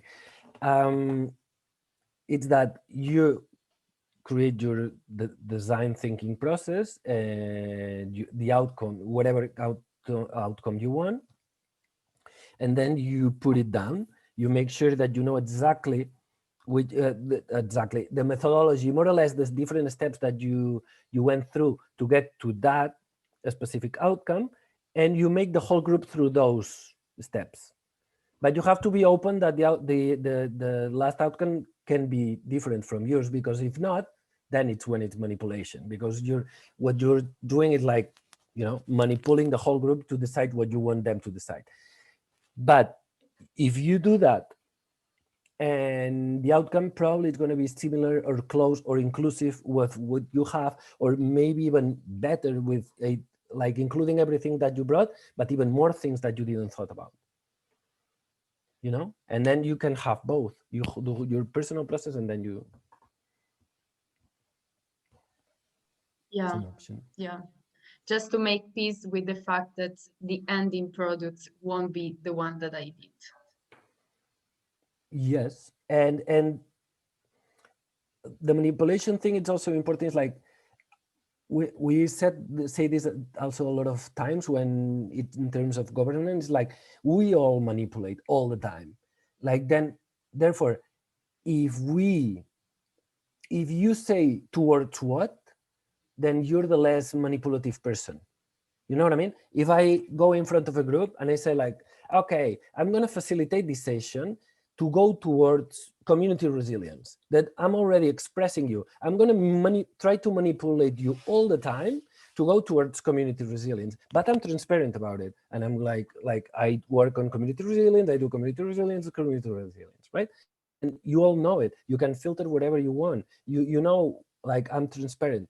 But if someone goes like, no, let's do whatever emerges, it's like, I don't believe that, because that's impossible. I don't know any facilitator that it's 100% neutral. That doesn't exist. You know, then if you say, I did this process and I came with an outcome, I would love you guys to do the same process and see what outcome comes out. And then we can even compare it, or maybe it's inclusive, or maybe I can share it in the middle and just be completely open and transparent about what you're doing. And then it's okay. You know, and if the people wants to play, then you play.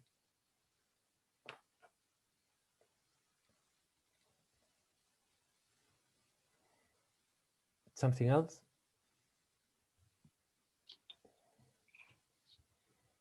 Oscar, I have a few doubts, but they are not related to this session. So I don't know if colleagues want to leave or if you have some few minutes more.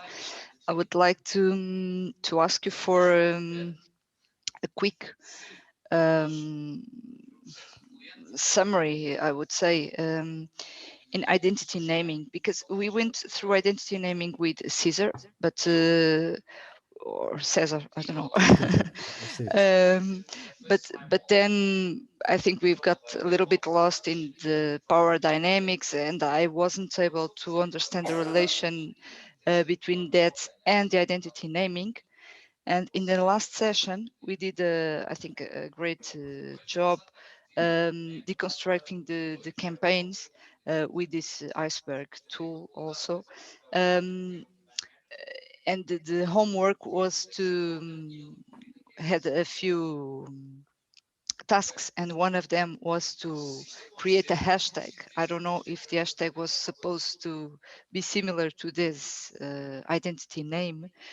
So I'm not very clear about it. I'm not sure if I really understood what the identity naming should be.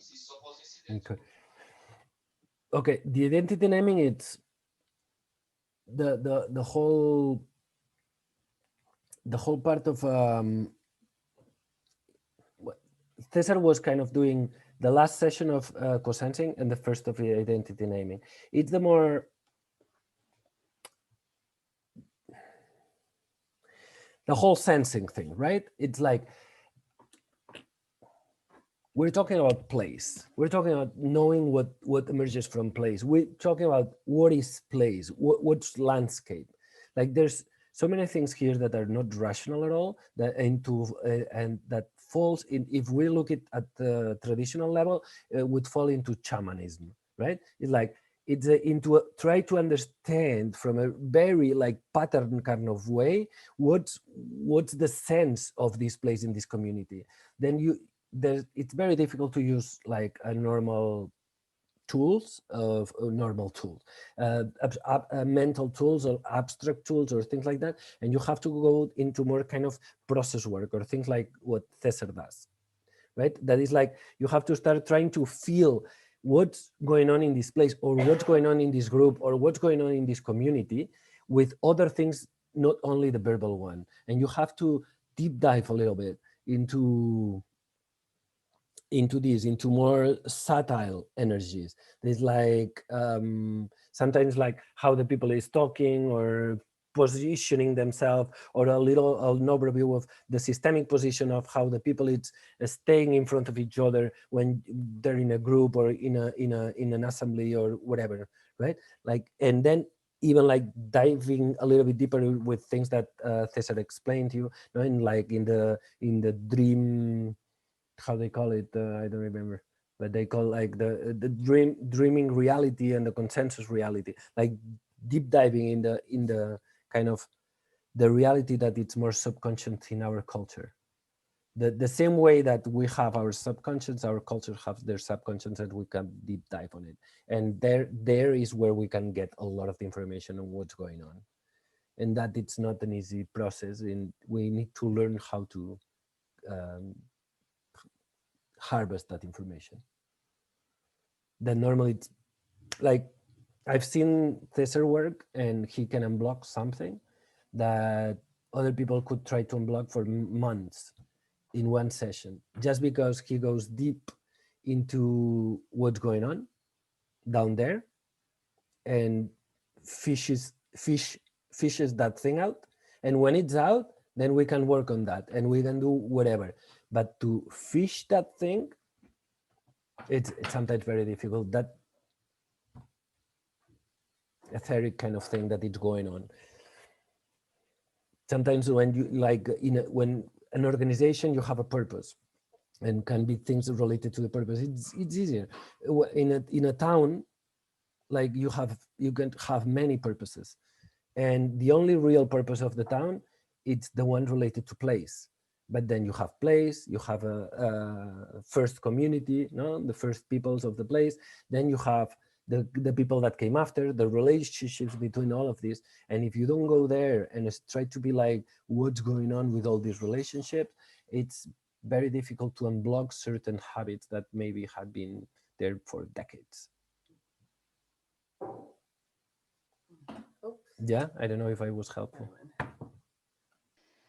But this thing that he says, but we will do that too, hopefully, that we extract from the deepest level is what we will call the identity name.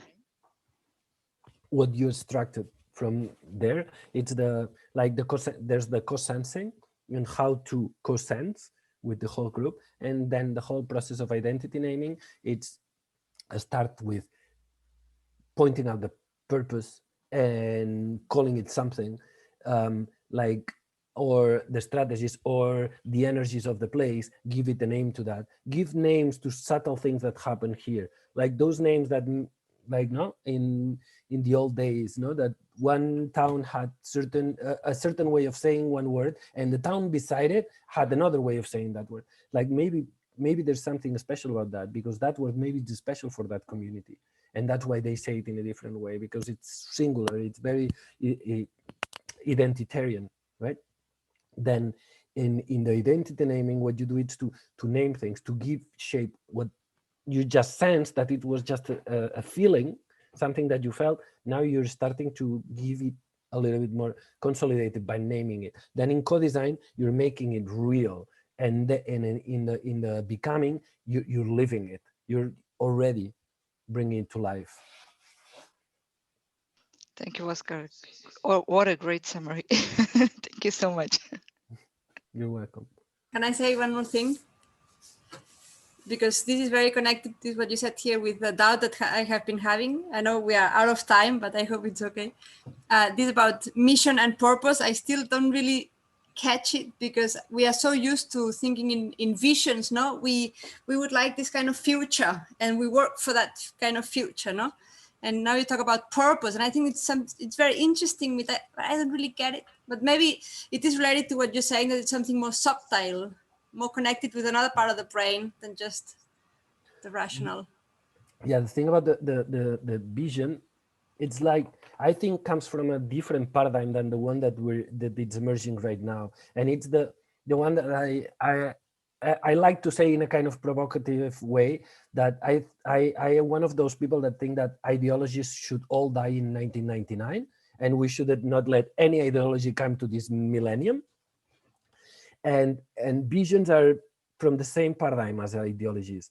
Like we create this kind of utopia, but utopia from where? From the moment that I'm creating it. 5 minutes later, I would probably create a different utopia. And tomorrow, it may be a dystopia I want to create because I'm so pissed to the wall that it's like, then like what is that for, right? It's like the vision, it doesn't really bring much. And but the purpose, the what bring me together with these people, I come to these people for a reason, for something, but because we share that. If we can name it, that's awesome. And then in a year we can evolve it.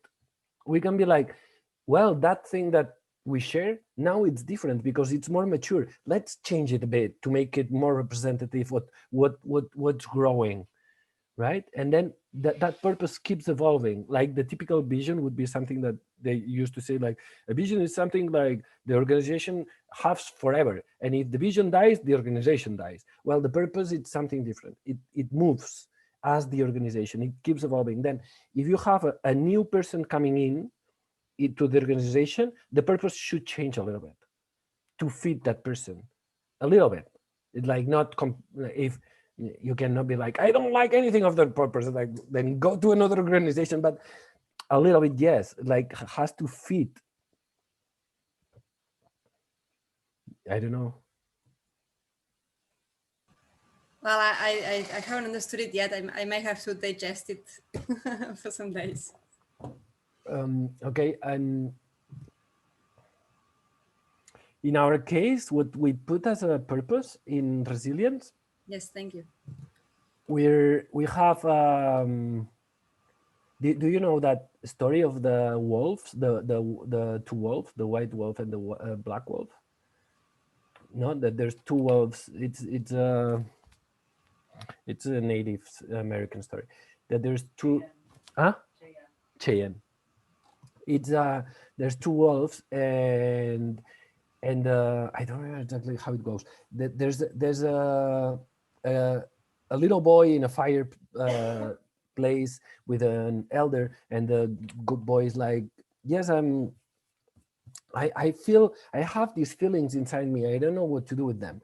And the elder talks to answers to the boy and is like, well, you know, inside us we always have two wolves. The white wolf, that it's like all about love and respect and honor and loyalty and all of these good things. And the black wolf, that it's like all about the not so good things, right?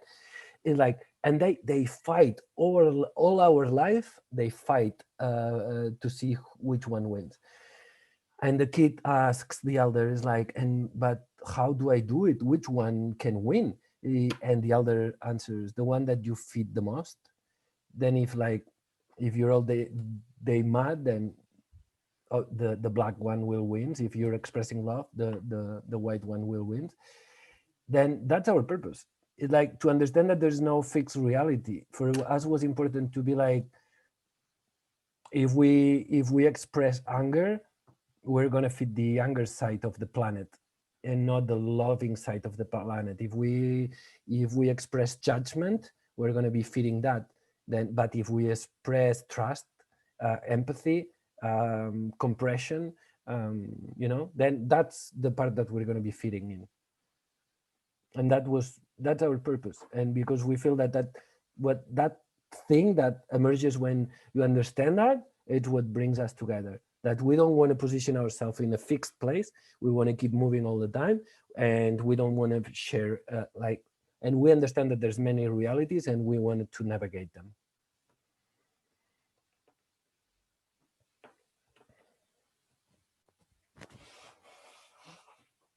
Yes, I understand, and I resonate with that. But then, I guess then you get into the strategies, because you could, with this purpose, you could do, I don't know, charity, or you could do gardening, or you could do community facilitating, or you could do many things, no?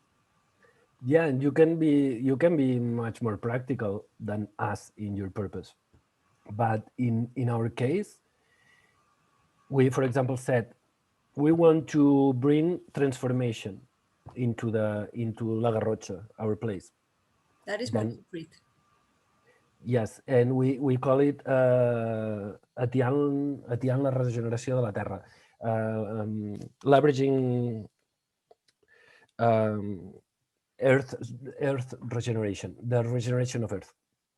Then that's our that's kind of also we have a double purpose. We have both. Then when we want to express that, we can express it in many ways. I completely agree with you, but that also changed our point of view. Some people specializes themselves into something. Facilitation example. I'm going to be specialized in facilitation and a specific methodology in facilitation and go around with that methodology.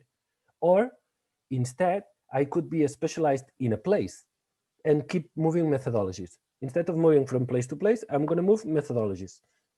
Right? And because in each moment, my place is going to need something else. Then right now I'm doing facilitation. Why? Because there's a lot of need for organizational development, governance, and blah, blah, blah. But if we fix that, and then maybe we're going to be much more designers than facilitators. And then after designers, maybe we're going to be implementers. I don't know. But we're going to be like the perspective, it's going to be the same, but we're going to be changing the methodology to accompany the place to bring something, you know? Like, but the important thing is to be consistent with the feeling. And it's difficult because it's, you know, because it's that very subtle and there's weird things going on everywhere. But the important thing is to be like very consistent.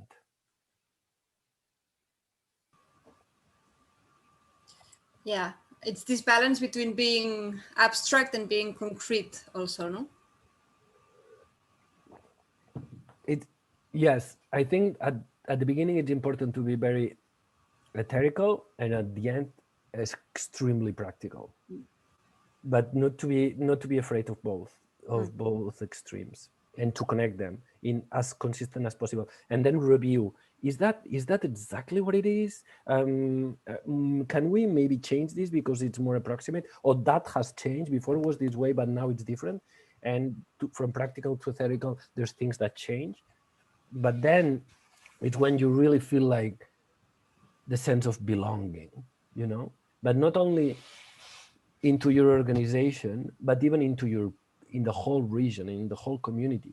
If when you create the purpose of your organization, you do it from a regenerative place, like a place of service to the whole, to the bigger whole, a place of service to the community, a place of service to the territory, then if you did from there, like, and you're able to keep it consistent, then it's not work, it's an expression of yourself. It's wonderful, Oscar. Thank you. I have a very practical question. Go ahead. In these Google Docs that you shared with us, there is a very fine, how is it called, guidelines and toolkit or something. It talks about a toolkit. This toolkit is some very practical tools, cards and like this. Is it something that we're going to have access to, or is it something that you use? It's free for everyone. Where is it? In the catalyst.community. Okay. Is it some material that you normally use when you facilitate? Yes, we use it sometimes. It's fairly new. Then I mean, it's from last year. Yeah, we used it sometimes. It's evolving. It's a permanent beta kind of thing. And the thing is that I think what's the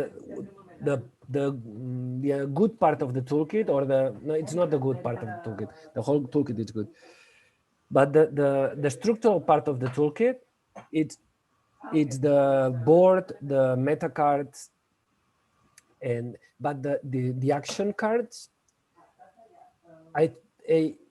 you can use the ones that are there or create your own. I don't know how, you know, it's like, it depends on what you're doing. The idea, we keep developing it. The idea is that that they have to be very adaptive to different contexts. Then we need to keep feeling with even like we were thinking about creating a platform where you can create your own cards and put more cards, and that there's like thousands of cards and everyone can put their own cards, and then you can print the set as you like it, you know, kind of do it yourself kind of thing. But yeah, like those are ideas, the cards, but you can add as many ideas as you want. Okay. And we're gonna keep developing the toolkit, and now we're working on the economical part, and we're gonna create a framework for the economical part with the same perspective. Okay, super. Thank you.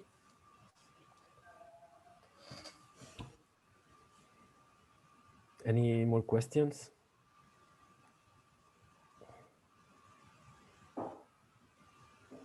Okay, then have a great week, and the ones that have vacation, then great vacations. There's no session next Monday, is that right? Alex, there's no session? No. We will meet on April 12th, I think, with Oscar again. So no session next week. Okay, then we did the session on the Women's Day, and we're not doing the session for a Catholic day. That's not my choice. I don't know about that. Not my choice. Interesting. Maybe we can change that with the iceberg. I see some structure there. Okay, then. Bye-bye. Have a nice Easter. That's very important. Take care. Bye. Bye. Thanks. Doei.